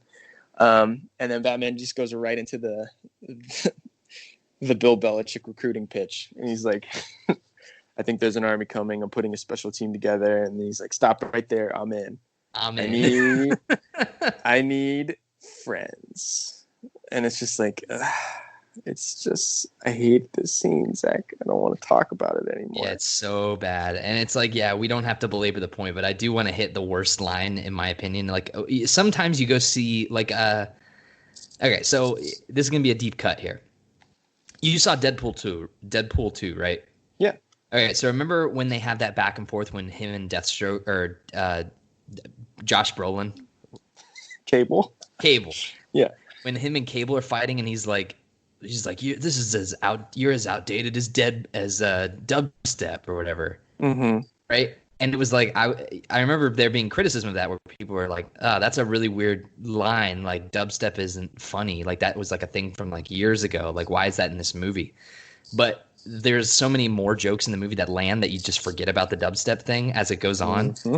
This scene with the Flash, where the part where he's like, yeah, I just don't get people. Like I'm not good with people. He's like I don't understand like what about brunch? Like I don't get it. I don't what's and I'm like, what the fuck are you saying right now? I know. It's like the most outdated humor. It's like someone on the So production team, one of the writers thought that brunch was still a funny thing that I people think talked that's about. I think it's Whedon. I wouldn't be shocked if this Because whole scene was I weird. think he had Ezra Miller add it so they can do that payoff later on at the mid-credit scene with the race. Yeah, I don't know. maybe. I don't know. But yeah, so they get out in the alleyway to get into the Bat BMW, and he's like eating a whole pizza, and he's like, I have a high metabolism, so I'm like a snack machine. But then we get the trailer line that they use, which is, what's your superpower again? And Batman's like, I'm rich. It's like, haha, everyone's funny in this movie. So I like this joke, and I do think that it's funny in a vacuum. This is funny. What I don't like about this scene is that the doors are closing to his car, and you get the line where he's like, "What's your superpower?" He goes, "I'm rich," and the doors continue to slowly shut, and we hold on that joke for, I'm gonna say, conservatively 8 seconds. Okay. Which is way longer than you need to hold on that joke. It's not that funny. Like that's a chuckle moment. That's not like an audience is like crying, laughing in this theater. It's not like Puny God. Remember that? Like Puny God in Avengers when he like slams Loki. You hold on that moment because you know the audience is going to be laughing. You have the confidence to know that your audience is going to be laughing for a solid 10 to 15 seconds. So hold on that joke. But this, it's so awkward. It's like there's just, he says the line and then there's 8 seconds of dead air until the scene goes to the next thing. Yeah, man, this movie's a ride. So Diana's researching on the computer, and Victor hacks into the computer and starts communicating her through instant message. And they're trying to figure out a way to meet face to face. And he's like, "Yep." And he's like, how can I trust you? And she's like, if I wanted to defeat you, I would have taken you down by the lake. So we get the payoff for that.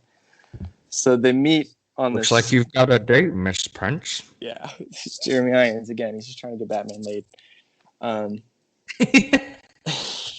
So Diana and Victor meet on this street, and all the lights go out, like in Harry Potter when Dumbledore shuts down the street lamps.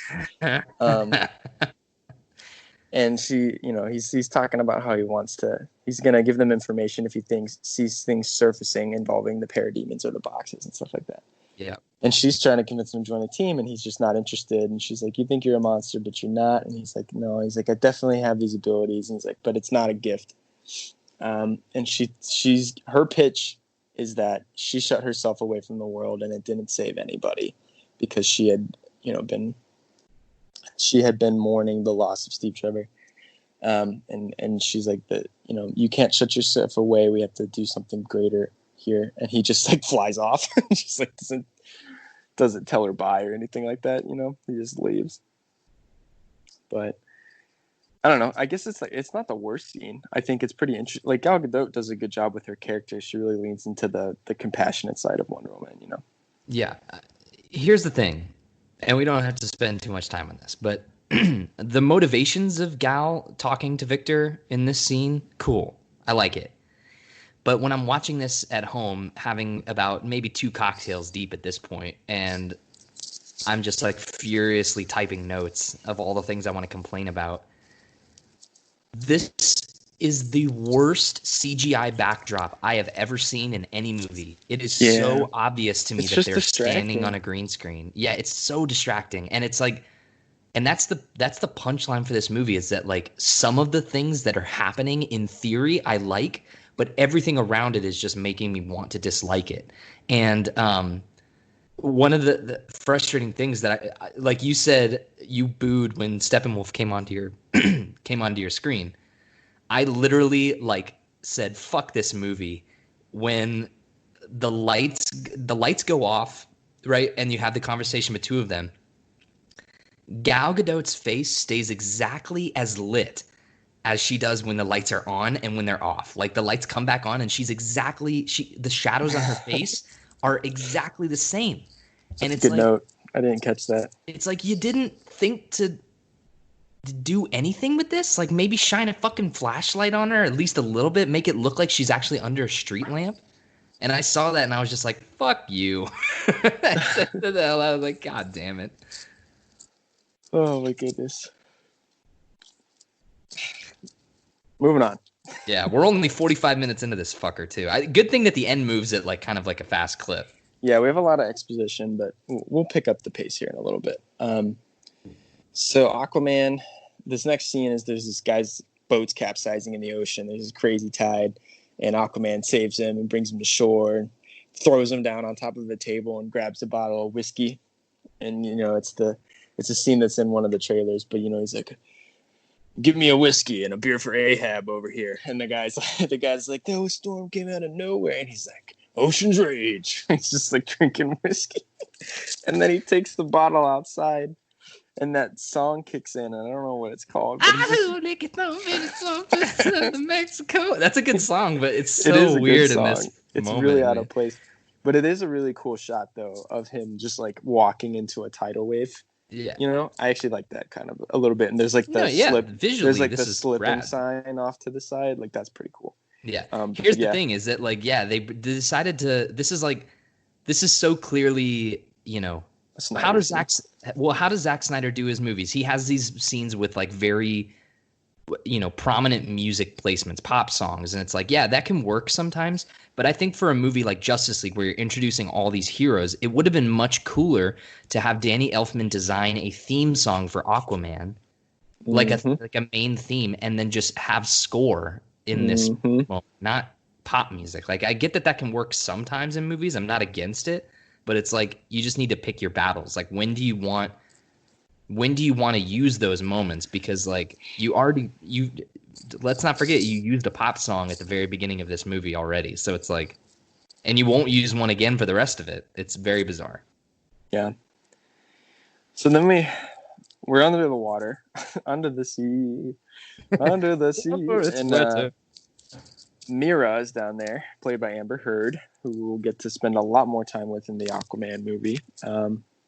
But her and these Atlanteans are in the same vein as the Themyscirians. The box is about to go off, and they're surrounding it. And I don't know how, but Aquaman just instinctively knew to swim that way. I don't get it, because he already turned down Bruce's plea for help, so I don't know why he's near the vault where the box is. But also, Zach, this vault doesn't have any windows or doors or walls. It's open. It's just under the water. So, like, anybody with the freaking scuba tank can go get the mother box. Anyway, Steppenwolf shows up, kills a bunch of Atlanteans. Arthur shows up somehow and sees what's going on, and he tries to help a little bit. And Steppenwolf is able to subdue both of them, including Mira, and he steals the box and he leaves. Yeah. And it's like they put up even a worse of a fight than the Amazons did. And I wrote this note that this is exactly 45 minutes into the movie, and I don't think this is a good action sequence. There hasn't been a single good action sequence in this movie. 45 minutes in. Like, by this point, and I hate it because it's apples and oranges, but comparing it to Avengers, which is Marvel's version of this movie, like 45 minutes into that movie, we had already had some of the helicarrier stuff and probably like the forest fight scene. And the opening. Right, exactly. Yeah. So it's like this is an action movie. Like these are action adventure superhero movies, and this movie treats it like this. All the exposition in this movie is just so dull and boring. And it also made me laugh because I was like, I don't remember Aquaman super. I only saw it that one time we saw it in the theater. And so like I'm excited to go back and like look at it again with fresh eyes, but it's like they handled the underwater fights so much better in that movie from even my like low memory of the movie of Aquaman. Definitely. And this just looks so awkward, them fighting underwater. Like it's so slow and dull. Definitely. But then we got this thing that made me worried because and this was a genuine concern of mine when it came out, because I was like, if this is how it's going to be, that Aquaman movie's going to suck. But like, in order for Mira and Arthur to talk, she has to make a bubble of air that they can walk into, like in the Phantom Menace. Yeah, what?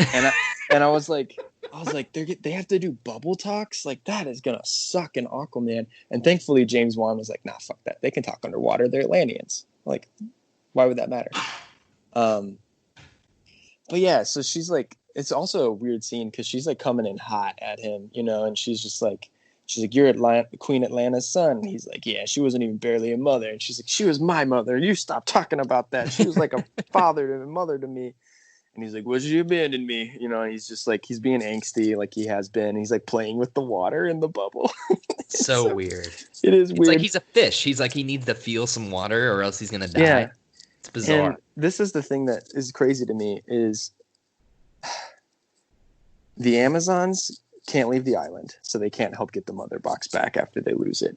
And the Atlanteans don't like the surface world, so they're just going to send one guy to go get their box back. They're just like sitting it out. You know what I mean? Like, if they were that concerned about Steppenwolf initially, why are they not coming to help again? Yeah. She's just like, you got to go get this. This is our duty to protect the world. And he's like, I'm going to need my trident then. It's just like, all right, we'll send one surfer guy who's drunk on whiskey all the time. I don't know. It's just interesting to me. I guess they're both a little salty, maybe the Amazons and the Atlanteans, with how humans turned out. It's kind of like the elves and the dwarves. But yeah, so then we get our Joss Whedon edition, which is this Russian family. Oh boy. There's this town out in the middle of Russia, and there's this huge silo off in the distance, and all of a sudden the parademons start flying around, and this is where Steppenwolf is setting up his base of operations, where he's going to do the Unity ceremony, and he's talking to everybody about how the Kryptonians' death has made Earth afraid, and that's what drew them to Earth. But also, I feel like they would have remembered that the boxes were on Earth, so maybe that's also why they wanted to go back. But they somehow knew the Kryptonian died, and that's when the boxes activated and called them back as this was their time to shine, because the only person that can stop Steppenwolf apparently is Superman. Yeah. And so he's like sending his demons out to go get the third box, and we do get a really cool part where he says, for Darkseid. He's like, for the mother, for the Unity, for Darkseid. The For Darkseid line is a really cool comic tie-in. They say that all the time. So I thought that was cool, even though it's tied to a horrible movie. But in order to track down the human box, the parademons have been looking for Silas. So they go in and they get Silas kidnapped out of his home in Gotham City. But they don't get the box. They're just able to get that guy. And they have a stupid plan for tracking down the box, and we'll get to that in a little bit. But then our next scene, Zach, is we get our boy, J.K. Simmons, as Commissioner James Gordon of Gotham City. There he is. This is the only time in the movie that I clapped. Yeah. I was like, yay, it's actually a pretty interesting scene. It's a pretty interesting scene where they're like, he's like, people are complaining about getting kidnapped all around Gotham, and they're reporting that it's this bat-like creatures with fangs and stuff like that. And I like how he's like, do you think it's him? You know, talking about Batman, and Gordon's like, come on, you think he'd be here in 20 years and all of a sudden start doing stuff like this? He's like, I like how casual he is with the bat signal now. He's like, I'll turn it on. I'll go talk to him. It's just like, oh my goodness. He brings up a sixer at Dooley's and he's like, yeah, seriously. He throws open the light and he's like, all right, Batman, let's wrap. Let's hash this out. So then we show up to the airfield where Diana meets up with Bruce Wayne and Barry Allen. And this is when they see the bat signal, and Barry Allen's like, oh, look, that's your signal. I mean, oh, shh, that's it. That's the bat signal. And he's like, God, that means I hate it. So he's like, that cringe. means that you got to be there. And Ben Affleck is like, yep, that's what it means. And I was just like, it's so cringy. Ben Affleck in his mind, he's just like, God, I miss chasing Amy. Yeah, seriously. I have another problem with this. And this has happened a couple times up until now, too. And I don't want to get into too many things here, but have you noticed that they really kind of over-sexualized Wonder Woman in this movie? Yeah, I feel like they made her skirt much shorter. They also have her wearing tight leather pants, and there's all these ass shots of other people walking up to her that they're really low angled. Just to point out that the production of this started while Brett Ratner was still working for Warner Brothers. So I don't know if that's tied to it at all. But anyway, because he probably wasn't involved in this particular production, but yeah, that's a good point. But again, you are talking about a movie this is a movie made by a committee, like 2 different directors, 4 different writers, a committee that made that length come in under 2 hours. It's like, I can see some sleazy executives, especially back in 2017, going like, we need to attract some casual fans.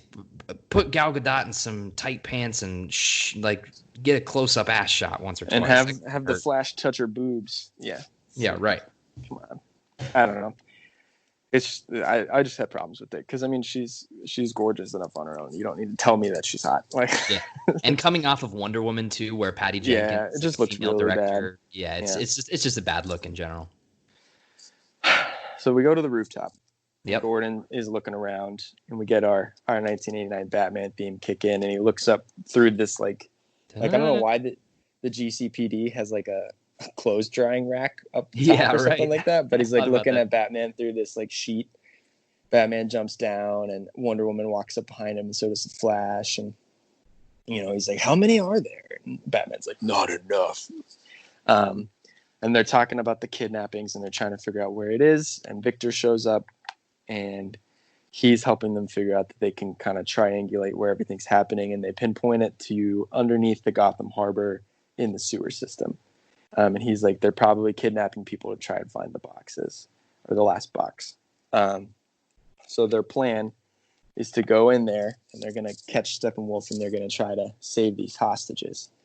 But what I want to know, Zach, is why did Steppenwolf and the Parademons kidnap people and then take them under the sewers to interrogate them? Why don't you just interrogate them in their homes or something? I don't know. Right. It just seems like a lot of extra effort. It's an unnecessary step to give us a set piece that they can drive this freaking bat tank through.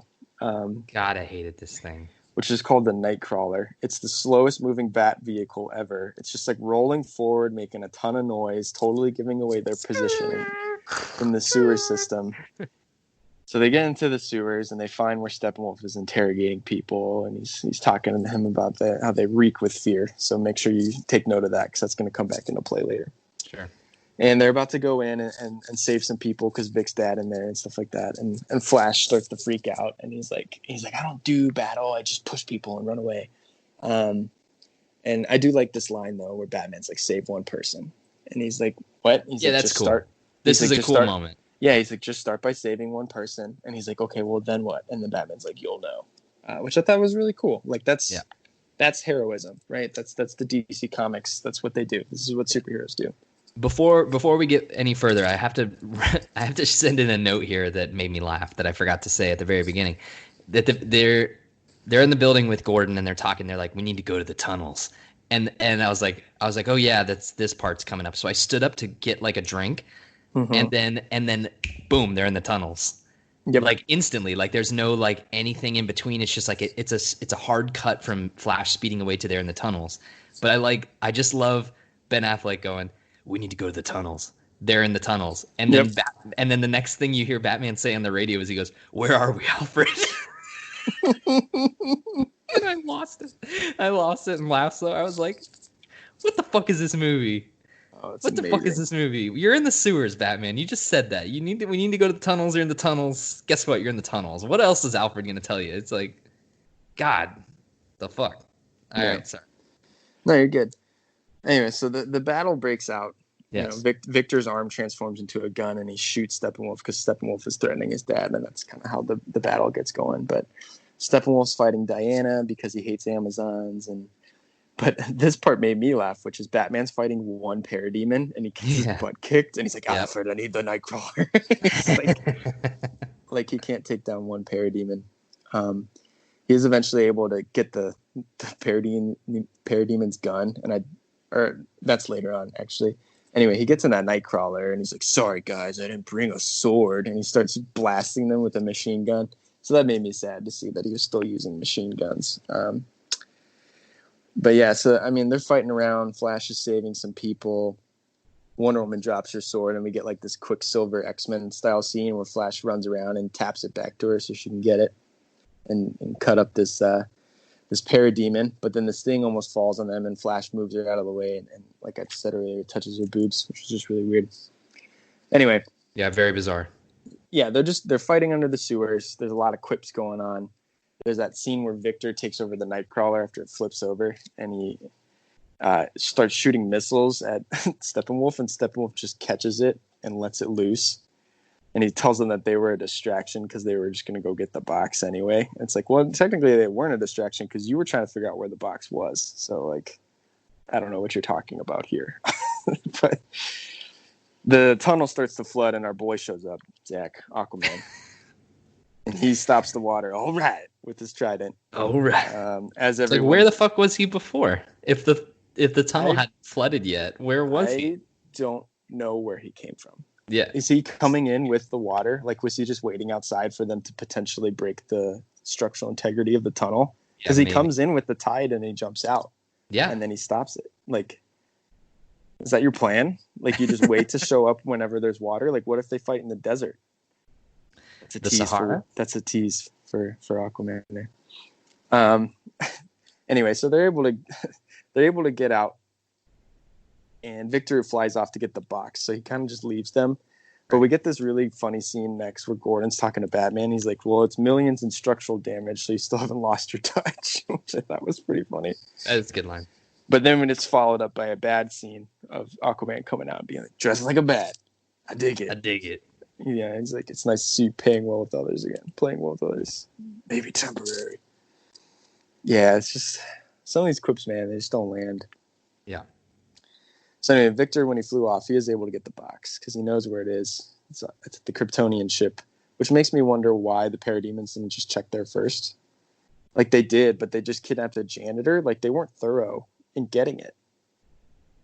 You know? Yeah. They're just incompetent. Yeah. Anyway, they're like bad street thugs. Yeah.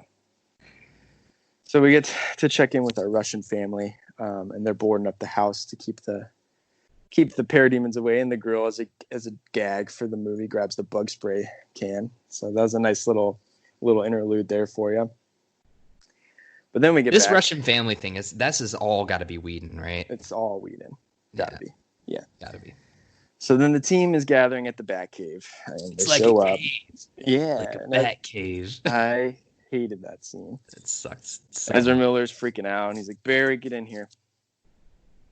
And they're all gathering around underneath the troop carrier, and they're talking about what they're going to do. And they're talking about how the box went off the night Superman died, and Batman's like, he figured it out in the same way that Silas did, which is that they want to use the box to bring it back. And this is a pretty interesting ethical dilemma where the team is split because Diana and Aquaman don't want them to bring Superman back to life. Barry's kind of indifferent, and then Victor and Bruce are like, we can do this. We need Superman. And Batman's like poking at her and like bringing up Steve Trevor and stuff like that to try to get her to be the leader. You know, he's like trying to push her into the limelight, and he's telling her like, you know, like Steve Trevor died and you disappeared. Like, where were you? You know, and they're just kind of like, they're getting a little nasty about it. Right? Yeah. But when she's like, I love the part where Wonder Woman's like, if he wakes up and the first thing he sees is you, you're definitely going to need a contingency plan, which I think is pretty funny. So Batman and Alfred are then talking. And he's like, Alfred, I need you to get the big guns ready, which is his contingency plan. And they're talking about the ethical dilemma of bringing somebody back to life after Batman worked so hard to kill him in the last movie. But I like this line here where he's talking about how the team needs Superman. He's like, he's more human than I'll ever be. You know what I mean? Which is something that's really interesting. That's something that they do in the comics too, where Batman's very self-aware that Superman is adoptive to Earth, but he is more human than almost anyone ever be. He's the truth, justice, and the American way. You know what I mean? But yeah, so then we get a Joss Whedon scene, I'm almost positive, of Barry Allen and Victor digging up Clark's grave. Well, here's the thing: is that this is where it gets kind of complicated because, yeah, the Superman coming back from the dead and fighting the Justice League. Mm-hmm. That was in like the very, very, very, very, very first footage and trailers shown for Justice League. So it's like, I don't know how they're going to do this other than using the mother box, which would be this scene. Like, so I think this might be Snyder. But them digging up the grave. I don't know, man. Yeah. Maybe the grave scene specifically is Whedon, but like No, like the whole resurrection scene is definitely probably the same. But I want to know how they justify how Zack Snyder's edit is going to justify them just having Superman's body. You know what I mean? Yeah, I don't know. That's a good point. Maybe there's a scene of Aquaman digging it up with the trident. That would take a long ass time. Yeah, his hole is in a trident, kids. It's like eating soup with a fork. Yeah. But yeah, so they only do this scene so that you can establish that Flash and Victor are the accidents, as they call themselves. And he's trying to do the fist bump with them, and he's like, we're not there yet. I don't know. It's just weird. So then we get to a really cool part of the movie. Yep. Batman's looking over the Kryptonian ship, which is also where the memorial is and stuff like that. And Wonder Woman's here, and he's trying to talk to her, and she's like, I'm just here for him. And he's about to be like, I think he's about to say, like, I would never do so. And then she's like, I'm here for, or she's like, just save it, So they're like kind of arguing about it. But what I thought was interesting was, so they sneak the body in a military truck, and Victor hacks into the system to get Barry Allen through, which is cool. But then what I thought was interesting is that they're unloading it at the at the back door to where the ship is. Don't you think they'd have security cameras on this facility and see like a dude with a trident and Wonder Woman and a guy just like a bat and a cyborg man carrying a dead body? Yeah, 100%. Yeah. The dead body of Superman. Yeah, no one's alerted to their presence. Anyway, they get into the Kryptonian ship. That Hans Zimmer score kicks in, which is pretty cool. And I liked how when they opened the casket, you see that Clark was buried with the picture of Jonathan Kent. I thought that was really nice touch. But Aquaman doesn't take it off of his body and lets it fall into the water of the Genesis chamber, which I hate because, that's really insensitive to that picture. Definitely. So their plan is they need an electrical charge. So they're going to drop the box. The box is going to hit the water, and Flash needs to run really fast and shock it with lightning at the exact moment that it touches the water. He's going to supercharge Superman, bring him back to life, kind of like resuscitating him, if you will. So they count it down. Flash runs up there, super slow-mo, jumps past his people, and zaps it. And then we see Henry Cavill's eyes open. And when they showed up to the Kryptonian ship, it was nighttime. And then when he busts through the ceiling, it's daylight time again. Yeah. The sun's coming out. And then this is probably my favorite part of the movie, not to spoil anything, but just to see him kind of waking up. Like he lands by his memorial and he's kind of looking at everything. And he's not really saying much and he's acting really weird. And they made a joke earlier about Pet Sematary and like Aquaman was like, you lose your soul when you die and stuff like that. But he turns to them, and all four of them, except for Batman, or the rest of the league, are all standing there in a row, which is a shot they use for the trailers and stuff. Yeah. And they're all looking at him, and she's trying to talk to him. She's calling him Kal-El, and she's like trying to see what's going on with him. And Aquaman's got that line where he's like, "He's not all there," and Victor's suit, the mother box, apparently doesn't like Kryptonian, so it reacts and turns into a gun again. And it provokes Superman. And so we get this fight where they're all fighting Superman, and he's just kind of kicking their ass because he's Superman. I mean, him and Wonder Woman go toe-to-toe a couple times, which I like. But what I really like about this is when they're all holding him and Flash runs really fast, right? And he's trying to sneak around behind Superman. And this was such a cool moment for me in the theaters, which is to see Superman's eyes following Flash in real time.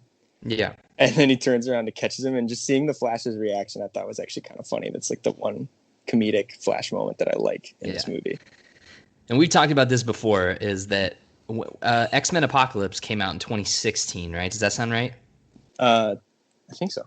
Because they did this same exact scene with Quicksilver and Apocalypse, where Quicksilver's running really fast and Apocalypse's eyes are moving really quick, and then he like zones in on Quicksilver and it is like breaks his leg or whatever.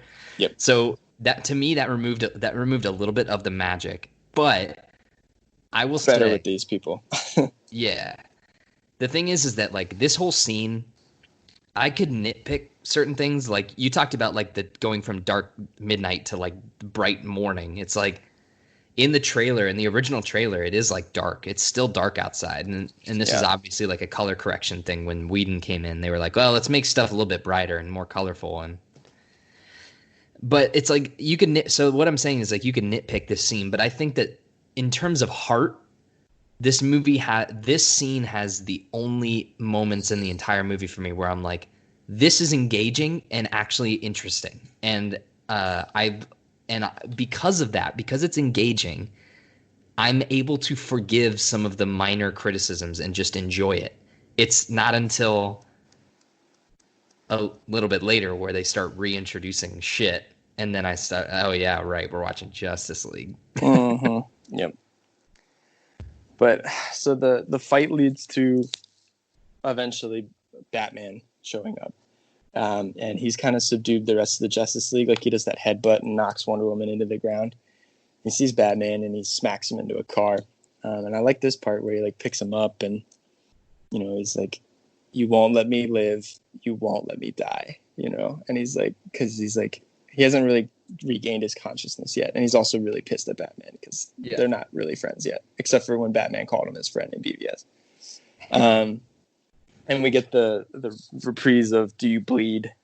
And I like this part where he's like, "The world needs you," and Superman goes, "But it doesn't need you." And I was like, "Oh shit!" I thought it would be interesting if they just killed Batman. That would have been crazy. I really like that. Yeah, I like this. I don't, for whatever reason, Henry Cavill's accent here bothers me because I feel like he slips back into his English accent. Yeah, a little bit. He's like, you won't let me die. And I'm like, yeah, Henry Cavill sounded a little bit British there. Yeah, he's trying to be a little sinister in it, and his Brit comes out a little bit. But Batman has Alfred call in the big guns, and the big guns are Lois, the key. So Alfred brings Lois, and it kind of grounds him a little bit, kind of snaps him back into reality. He chucks Batman across the field. Yeet. He just yeets Bruce Wayne. I think it would have been funnier if, like, I'm trying to think of how Batman could have averted the situation. I like the idea of like Clark holding him by the jaw, about to break his skull. And he's like, the world doesn't need you. And then Batman just starts going, Martha, Martha, Martha, Martha. He's trying to get his humanity. Yeah. That would have been amazing. But yeah, so it kind of brings Clark back to reality, and you know, they embrace, and she's like, let's just get out of here. And they fly off. And that would have been a great way to end the scene, but instead we end it with Batman lying on the ground, being like, "Oh yeah, definitely, something's definitely broken." It's like, God, I hate that so much. Come on, dude. And then that's what I'm talking about with like snap back to reality. I'm like, I see this awkward ass fucking thing here of Ben Affleck just as comic relief after being like almost killed by a god, saying this like goofy one-liner, and I'm like, oh yeah, that's right, we're watching Justice League. Yeah. And then Steppenwolf shows up and steals the box because he finds out he somehow figured out where it was, even though he didn't actually get to interrogate people and find out it was on the Kryptonian ship. He just figured it out. And the way that they do it too is so fucking awkward because it's like, I think it's Gal or someone. She's like, "Look over there," and then they show it, and he goes in, and then just comes right back out. It's the boom tube. It's exactly what I was talking about earlier. He just drops in, grabs it, and leaves. So. And then they cut back to everyone's faces, and everyone's just like, "Oh no! Oh well! Oh well! We messed up." Yeah. So Lois and Clark are on the farm, and I think this is no CG mustache. There will be some in a little bit, but this is just.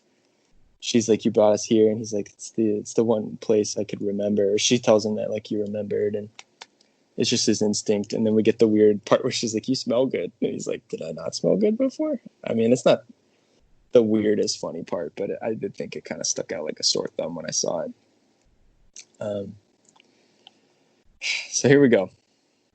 We're in the end game now, Zach. Well, hold on real quick. I just got to ask you a quick question. Sure. This is all Whedon, in my opinion. From here on out? No. The farm. Oh.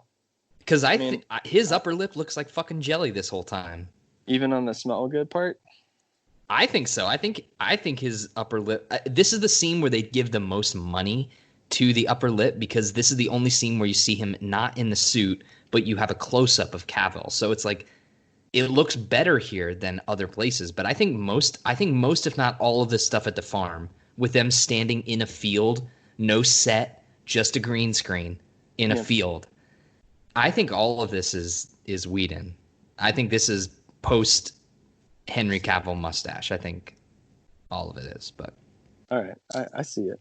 But they cut the farm scene in half because they transitioned back to the Batcave, which I thought is really awkward because now the team's at the cave and Aquaman's like smashing stuff and he's like, please don't do that, Batman. But anyway, so they're arguing about stuff and Aquaman's talking about how Cyborg like blew their advantage because he like freaked out because he can't control his own powers and stuff. And Flash is like, is this a bad time to bring up my blood sugar? And you're just like, shut up, Barry Allen, just be quiet. And Wonder Woman, being the heart of the team, is trying to convince Victor to locate where the boxes are. And she's like, if you go deep into the technology, I promise I'll pull you back out. Which I thought was really cool. And then we get the keep the Little Merman away from me tag. And then we get some more Whedon comedy where Bruce is asking Arthur to send out a feeler to the fish out in the ocean. And he's like, do you talk to fish? And we actually figure out not how it works, I guess. Nope. It's just like the water does the talking, which is not really much of an answer, but he says he'll put some feelers out. So then we see Batman holding his shoulder because Superman messed him up, and he's walking to his little Bat bourbon bar, and he's stripping down. He's trying to fix his shoulder, and Diana comes in, and this scene is, for the most part, pretty okay. I think it's cool how they just talk about their motivations and stuff like that, and they are addressing the fact that he's trying to push her to lead. Yeah.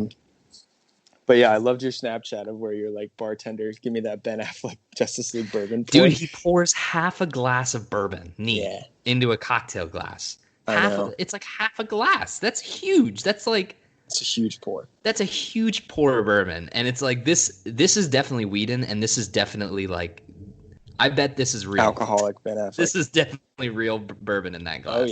Oh yeah. And they only Ben Affleck's like, can we do another take? I just didn't get that one right. Oh. Yeah, so I like the idea of this scene, but the thing that I don't like is that, again, I don't like that they're pushing it. Just in this universe, it doesn't work. Like, I don't like this romantic sexual chemistry that they give Gal Gadot and Ben Affleck. It's like, it just doesn't work. Like, yeah, it just doesn't land very well. It'd be better if they were just like platonic friends or something. Yeah, exactly. It would work so much better. Yeah. And I think it's just because of the way it's written and the way that Ben Affleck portrays Batman too. Yeah. But yeah, so it is a pretty okay scene. It's pretty cool. But then we go back to the farm, right? So this is then when he's like standing in the field and Lois talks about how she wasn't strong while he was gone. And I agree with everything you said earlier, where it's kind of lame that they made Lois like super sad and just like losing her sense of fire and stuff like that. And it's just like, oh, Clark, I needed you and stuff like that. Because Lois is supposed to be like the really strong, independent lady, you know? Oh, yeah. Like, very, very spunky and was fine before Superman showed up and when he's gone. Because in the comics, when he's gone, she's definitely not depressed. She's out there advocating and writing and stuff like that during the death of Superman stuff. So, yeah. Anyway, but I do like how he can hear his mom coming off in the distance. He's like, you called Mom. And then Martha Kent shows up and they have that's I think a really well acted scene by Diane Lane, where she's just like, it's really you. And he's like, it's really me. But then we get the close up on, you're right, of Henry Cavill's face when he's talking to Lois. Cause she's like, the deal was Bruce needed you to help him, and he's like, all right, well, I have to go back. But she's like, but I get the exclusive, and we get this close up where he's like, yes, ma'am, and he's got the little baby. It looks so bad. It's so creepy.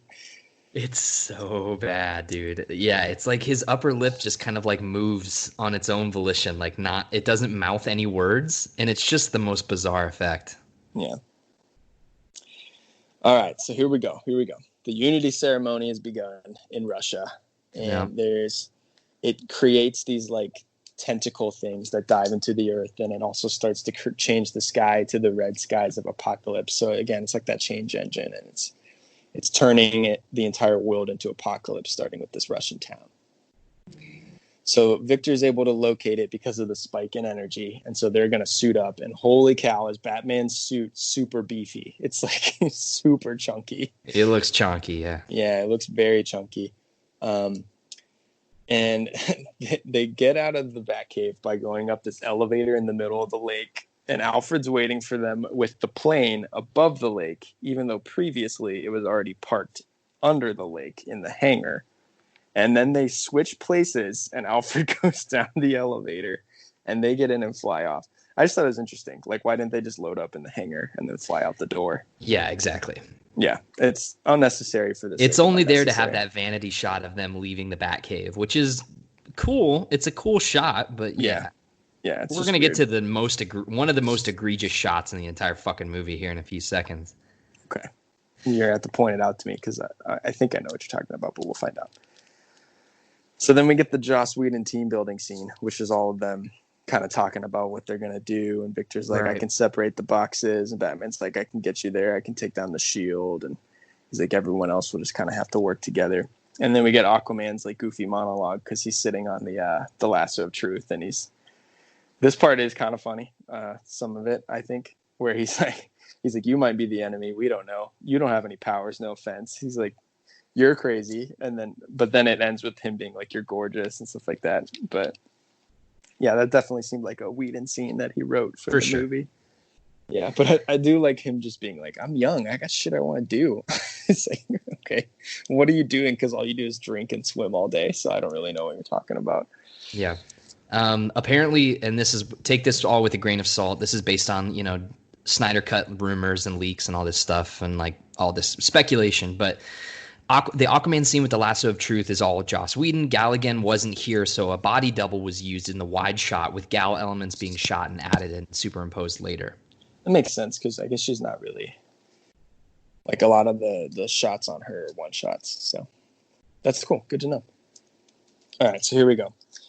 The Justice League is dropping off in Russia in the troop carrier. You see the trap door coming down and they're all standing there and stuff like that. But then they walk off, and then Batman immediately turns around. He tells them to like go get the boxes. I'm gonna take the shield down. He turns around and gets back in the plane. This is the worst. I hate this shot so much. It's like we needed an excuse to get the hero shot, but then Ben Affleck's just like, all right, you guys go ahead. I'll see you later. Yeah, it's so bad, man. So Batman's able to just take the plane and fly through the shield, protecting the tower, which I thought was really goofy.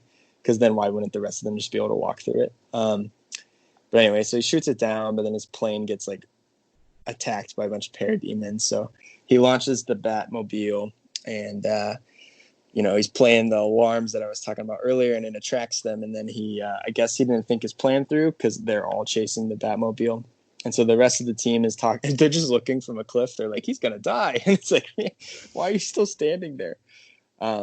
But yeah, so then the final action sequence ensues, and they're all fighting parademons, and they save Batman from getting eaten by parademons, and Aquaman lands on the Batmobile, and he's like, yeah. Which I hate this too. Like the thing with him flying through the sky on the parademon and then landing in a building while riding a parademon down into it, coming out. It's like nothing has consequence. Like it's just like, so Aquaman can fly? It's also just like, yeah, he's like jumping around, I guess. But it's also like Aquaman's the only movie that they do it justice. Like he shouldn't really be able to operate that easily outside of water. Exactly. Yeah. And they're making it so that there's no issues here. And we get one of my favorite line deliveries, Zach, which is Cyborg catching Aquaman. He's being like, "Fight's not over yet, my man," which we use that all the time in our friend group. Oh yeah, for sure. So they get into the main housing unit, and they're all fighting Steppenwolf. And Victor's trying to pull the boxes apart. And Batman's kind of getting his butt kicked by Parademon again, so he gets a gun out. So they're all just kind of like fighting stuff. But then they realize that the spread of the apocalypse is getting too far out. So Batman sends Flash to go get the civilians. And is this... No, wait, not quite yet. So he's heading out. He's like, head out due east of here, and he runs off to get it. And he's like, I hope this is east or whatever. I like that line. Yeah. That's the only Flash line where I dug it. And it was like, that was actually kind of cool because it plays off of that fish out of water thing. Like, if you want Barry Allen to be this kind of like this kid that's a little in over his head and maybe a little socially awkward, him being like talking to himself, not around the Justice League, not being quippy, being like not sure of himself, so much more effective at conveying that sort of tone, you know? Yeah. Yeah. So Vic is trying to split the boxes apart, and Steppenwolf is able to get away from fighting. He's been fighting like Aquaman and Wonder Woman at this point. And he just like rips Vic's legs off. He just like throws him aside. It's a super awkward shot. It is. And you'll have to remind me of the tee up line, but he says like Steppenwolf says something about like, you guys don't know the truth, or like you can't see the truth. And this is when we get, I don't know his exact line, but it's like soon you will all understand the truth or something like that. Yeah, that's what it is. Yeah. And we get Superman. He's here. He just showed up in the suit. Truth. I'm also a fan of justice. And he just starts to wail on him, dude. He just wails on it. Yeah, this is hype. This is good. Yeah, because I like this a lot. He's destroying Steppenwolf. Like Steppenwolf like tries to hit him with the axe, and he looks at it slow mo like Peter Parker fighting Flash Thompson. He just like he flies up and just pounds him through the ground. And I wouldn't want to fight me neither. Yeah, this is the first time since Man of Steel that we've seen Superman do Superman stuff, which is just so cool to see. And this is definitely like the heart of the movie for me, and that's Cyborg. But yeah, so he just like pounds him into the ground, and he's like, he goes up to Batman, and this part's really awkward, and I don't like it, you know. And he's like, there's something about like, yeah, it's not because he's like, you didn't bring me back just because you liked me, you know. Bruce is telling him everything they have to do, and we get this really awkward line where Batman's like, I don't not like you. It's just so weird. Yeah, it's awkward. Yeah, but anyway, so Superman hears that the civilians are in trouble, and he just leaves. So he also like he just showed up to beat Steppenwolf a little bit, but then he just leaves. Like, bye. Yeah, they easily could have sent somebody else to go help out, but we get the goofy tag of Flash pushing the truck with the Russian family from earlier that we've been talking about, and then he looks off to the side, and Superman's carrying a whole building of people, which I thought was really funny. Yeah, it's great. Yeah. The only thing that I don't like is that there was conservatively 10 to 12 minutes of screen time used to set up this Russian family for this payoff. Yeah, get the fuck out of here.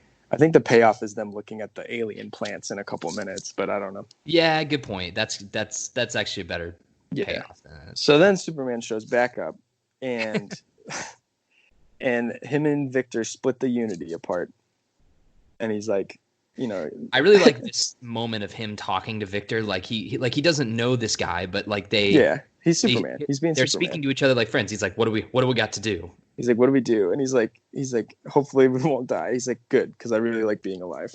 Yeah, it's like that line.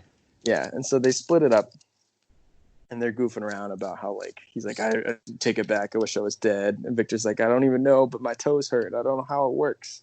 And we get Wonder Woman being like, I work with children, which I thought was kind of funny. And I think that's how she feels about Warner Brothers as well. Yeah. This scene in a more lighthearted movie around would be great. A totally great moment of levity, but you can't help but feel a little bit conflicted because the rest of the movie is just so fucking dark and dire.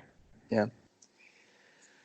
So then Superman, Wonder Woman, and Aquaman start to go to town on Steppenwolf. And they're using the cold breath and the lasso and the swords and the tridents, and they're just poning him. And he starts to, get a little nervous because he realizes he's losing. And we get this weird moment where he's like freaking out, and he's like, "This is my destiny," and stuff like that. And Aquaman's like, "Batman, you smell that?" And he's like, "Oh yeah, fear." And so it's just like, and all the parademons show up and they start to attack him. Kind of Mufasa or Scar style in Lion King, where the hyenas turn on him. Wow, what a pull! Thank you. And then he gets sucked up in a boom tube back to Apocalypse, and his helmet falls out, and they win, Zach. And to tie it all up, they're all happy and laughing. We get Cyborg's famous line, "Booyah!" Booyah. So then we see that the alien surface of the new apocalypse, if you will, starts to blossom into these alien flowers. And that's when we see our Russian family kind of like embracing the beautiful landscape, because they had kind of been living in like a pretty desolate area near a former probably nuclear power plant or something, right? And we get the shot of all of them standing around, and they're just kind of goofing off and looking out at the vista. Did you have any thoughts on that before I move on to the farm? You mean of just like the hero shot of all of them, like at the thing? Yeah. Well, the only thought that I have here is that according to like the leaks and speculation, that there was the close-up shot of the Trinity, but it's 3 different elements composited together, as all the actors weren't available at the same time. And that's my thoughts about this. This whole ending thing is just like, I don't know. Like, it just doesn't, there's no resolution. Like, it feels like it's just like such a wet fart of an ending. You know what I mean? Yeah. But I like this next scene, which is them at the Kent farm, and they're moving back in. It's Clark and Martha and Lois and stuff like that. And he goes up to Bruce and he's like, I can't thank you enough. And I do like how Bruce is like, I just undid a mistake. So like, you can clearly tell that his guilt has been weighing on him a lot, because he totally messed up by creating that spear that eventually killed Superman. And I really think it would have been better. I don't know. Maybe you like the line following this, but I think it would have been better if he just ended the scene on, I just undid a mistake. And then they both walk towards the farm. But instead they end on another joke, which is, how did you get it back from the bank? And he's like, I bought the bank. I guess that part's not too bad. But the part that I really don't like is where he's like, I don't know. It's like a reflex for me. I think, okay. I don't know. Yeah, I don't really like any of this. Some scenes are just oversaturated, and they could have been a lot more emotionally powerful if it was just like, thank you for doing this. He's like, I just undid a mistake, and and that's it. Like, just end on that, and that would have been great. Yeah. But they were trying to make this into a Marvel-style comedy action flick, and so got to have Batman be comic relief, I guess. So then we kind of get our closing montage style here. We get back to the prison, where Barry got a criminal justice job. It's a foot in the door. And we're led to believe Batman got him the job. But I just like how Billy Crudup's reaction, like, he plays it really well. He's a great actor. Great. And he's like, look at you go. I think that was really awesome. So then Lois is writing a piece about heroes, and it's this montage where we see everybody kind of doing some stuff. And we go to the Wayne Manor where Alfred and Bruce and Diana are looking at this desolate Wayne Manor that they still haven't fixed up yet. And he's like, looking in there. He's like, big round table, 6 chairs. And Diana walks up and she's like, but room for more. He's like, yeah, but room for more. And it's like, well, maybe you should renovate the house first before you talk about where you're putting the table. And then, it's just a kind of a final montage of talking about how heroes don't need to hide in the light, and how true heroes are born and how they've always been around. And it's like a cool little, I really love the last couple of shots, which is Wonder Woman talking to these people after she stops a robbery, Batman looking at the bat signal, and then Superman doing the classic go into the alleyway, pull open the shirt and fly off. Which I think is really cool. So then the credits roll, Zach, but they decided to copy Marvel and finally admit to doing end credit stuff. So we get 2. We have a mid-credit scene of Superman and the Flash, and they're going to race, which is a classic comic book story from like the 70s, I think. And I love the line of like, they're talking about the stakes, and Superman's like, cool, but if I win, you're off the team. And I was like, oh my God, that's such a good burn. But he's obviously joking, and he talks about how, like, if I win, Bruce said you'd take us all out to brunch. So we get that brunch payoff. And then, it's cool because he lights the firecracker, and Flash is like, if I win, I get to tell everybody. And then they race off. I really would have liked to see who won, but I get what they're going for, it's like if this movie wasn't so chock full of like terrible exposition, and there was more time for like I'm thinking, remember that great moment in Avengers Age of Ultron where they're hanging out at that party and just like shooting the shit? Yeah, that's the best scene. Yeah, that's the best scene in that movie, and it's fun things like that they think they could have peppered into a Justice League movie, like have the team create relationships and bonds with each other. And this is a cool moment, and I like this credit scene. I think it's fine. I like it a lot more than the next one. Oh yeah, the next one sucks, dude. So the next one they're, I think it's Arkham or prison or something, because it's wherever Luthor is supposed to be. There's this guy, they're letting the prisoners out, I guess, for a meal or something. And there's this bald guy standing in what we find out is Luthor's cell. And this guy's like, all right, Luthor, if you don't come out, I'm going to come in for you. And he goes and he turns it around. It's like this creepy old guy. He's just laughing maniacally for no reason. And we see that there's a yacht in the harbor. And Lex Luthor is chilling on the yacht in like the worst suit I've ever seen. It's like a plaid suit jacket with like a pink shirt and a weird tie. I don't know. It's bald. It's a nice yacht though. Yeah, he is bald. He's sitting on there, and Deathstroke shows up. Joe Manganiello, Flash Thompson. Yeah. And he's like, Mr. Wilson, I'm in need of your services. I'm just celebrating the Kryptonians' return. Seems like they're getting together, and we actually get to see Joe, which is kind of cool. So he takes the helmet off and he looks just like Slade Wilson in the comics. I think it's actually really great casting, and I'm bummed that we'll never see him again as Deathstroke, because I think he would have been awesome. But yeah, I agree. I like Joe Manganiello quite a bit, even though he's a meme at this point. Yeah, definitely. But yeah, I do think he looks great in the role. Yeah. And we get the tag of, shouldn't we have a League of Our Own? and then the movie's over, Zach. We did it. Martha. Yeah, that's the end of the movie. It was Justice League. We made it. Good job, John. Thank you, sir. Thank you. You ready for the 3 questions? Yeah, hit me with your questions, as always. All right. So here's the one that's the hardest for me, which is who won the movie. So this is the person that maybe their career was elevated because of it, which I doubt. Maybe it was the person who had the best moments in the movie. I don't know, man. I really don't know who to pick for this one. So initially I put nobody. Then I put, it sounds like a joke, but then I put Momoa because this tees up his solo movie, which is, no pun intended, a huge splash at the box office. That really makes him a household star, I feel like. I don't know. Yeah, I think Momoa is a solid... No, Henry Cavill, this is the last time that he's going to be in the suit. And it's like depressing because he got fucked with the mustache thing. Yeah. His scenes are all cut down. It's like almost everyone's a loser in this. I think Momoa is a good pick because of his next movie. But if you're just going off of the success of this movie and not what happens next in the timeline, you're going to laugh at me. But I think the winner is J.K. Simmons. I mean, I don't think that's a bad thing because he's great in the movie. He's not in it for very much, but he's great in it. And then this drives him back to Marvel. So he drives him back to Marvel. He probably got like a decent paycheck for the very minimal time that he was on screen. Yeah. And you remember, I don't know if you remember, but he was posting like workout photos before. Got ripped. Yeah, he got jacked for this movie, and he's like wearing suits the whole time, and yeah. And so it's like I think that he was like, yeah, I'll be in Justice League. Can you pay me $10,000 to just work out every day? And then it's like, okay, cool. Now I'm gonna be a $2 million bit part in the actual film. It's like cool. Yeah. I think this movie was a great paycheck for J.K. Simmons. So for my pick for who won, I think in that same vein, I think I'm going to go with Billy Crudup.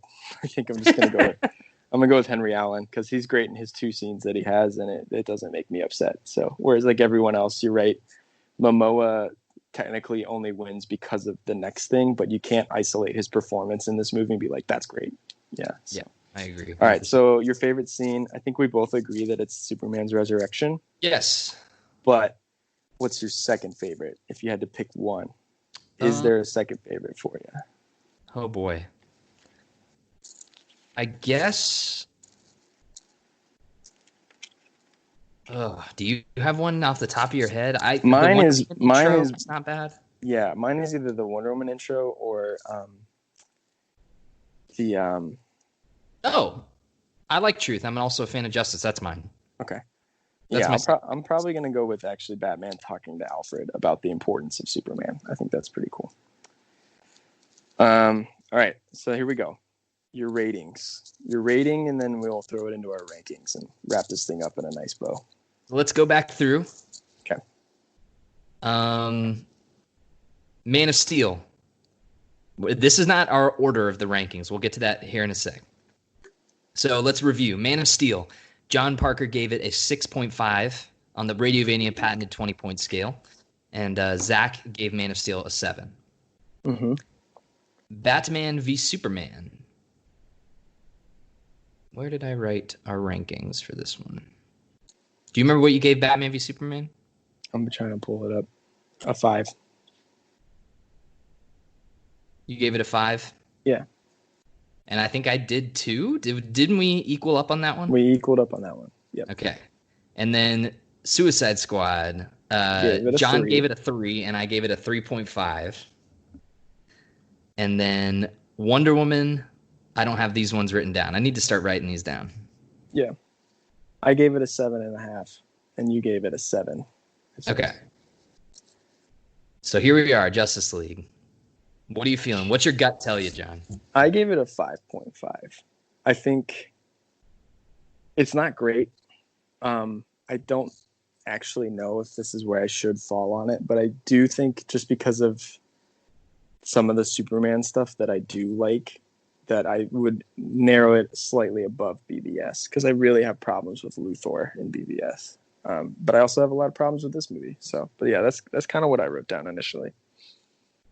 Okay. What'd you give it? I would give this movie a 4. Ooh, I like this. And here's my reasoning, right? Okay. So, I mean, so I'm going to write these down right now while I'm remembering. Zach, 4. JP, you said 5.5? Correct. Okay. So here's what I would say. Here's our list as of so far. And I know our Wonder Woman episode got contentious, but I'm pretty sure I conceded and let you put it number 1. Mm-hmm. So our list right now goes number 1, Wonder Woman. Number 2, Man of Steel. Number 3, Batman v Superman, Dawn of Justice. Number 4, Suicide Squad. My thing is that Batman v Superman, I think, is it's just one so vision. much. Huh? It's one vision. Yes, it's more cohesive. It's a mess, but it's like cohesive all the way through. And I think that Batman v Superman gets points for me for aiming high. It failed in a lot of respects, but at least it tells like a narrative that's like different. Yeah. And they tried something different. I don't think they succeeded all the way through, but that's also why Batman v Superman is like a 5 or a 6 or whatever. It's like right the middle of the road. But I would have more. It goes back to the debate of like, what would I rather watch right now? And if I had to watch either of these two movies again right now, I would definitely pick Batman v Superman, just because I find it more entertaining. The funnier parts are funnier, whether that's because they're funny or bad, like funny bad. And I like Henry Cavill as Superman, and I like Ben Affleck as Batman. And they give them both so much more to do in that movie because it's their own solo flick. Like Batman's like kind of sucks in this movie. Like in Justice League, he's horrible. Yeah, he sucks. Like he's not engaging. He's not as compelling. And in Batman v Superman, like Ben Affleck, that was like the biggest thing. We walked away from that movie going like, man, Ben Affleck's Batman was like great. And this movie, they just kind of made him like a puss. Yeah, I agree.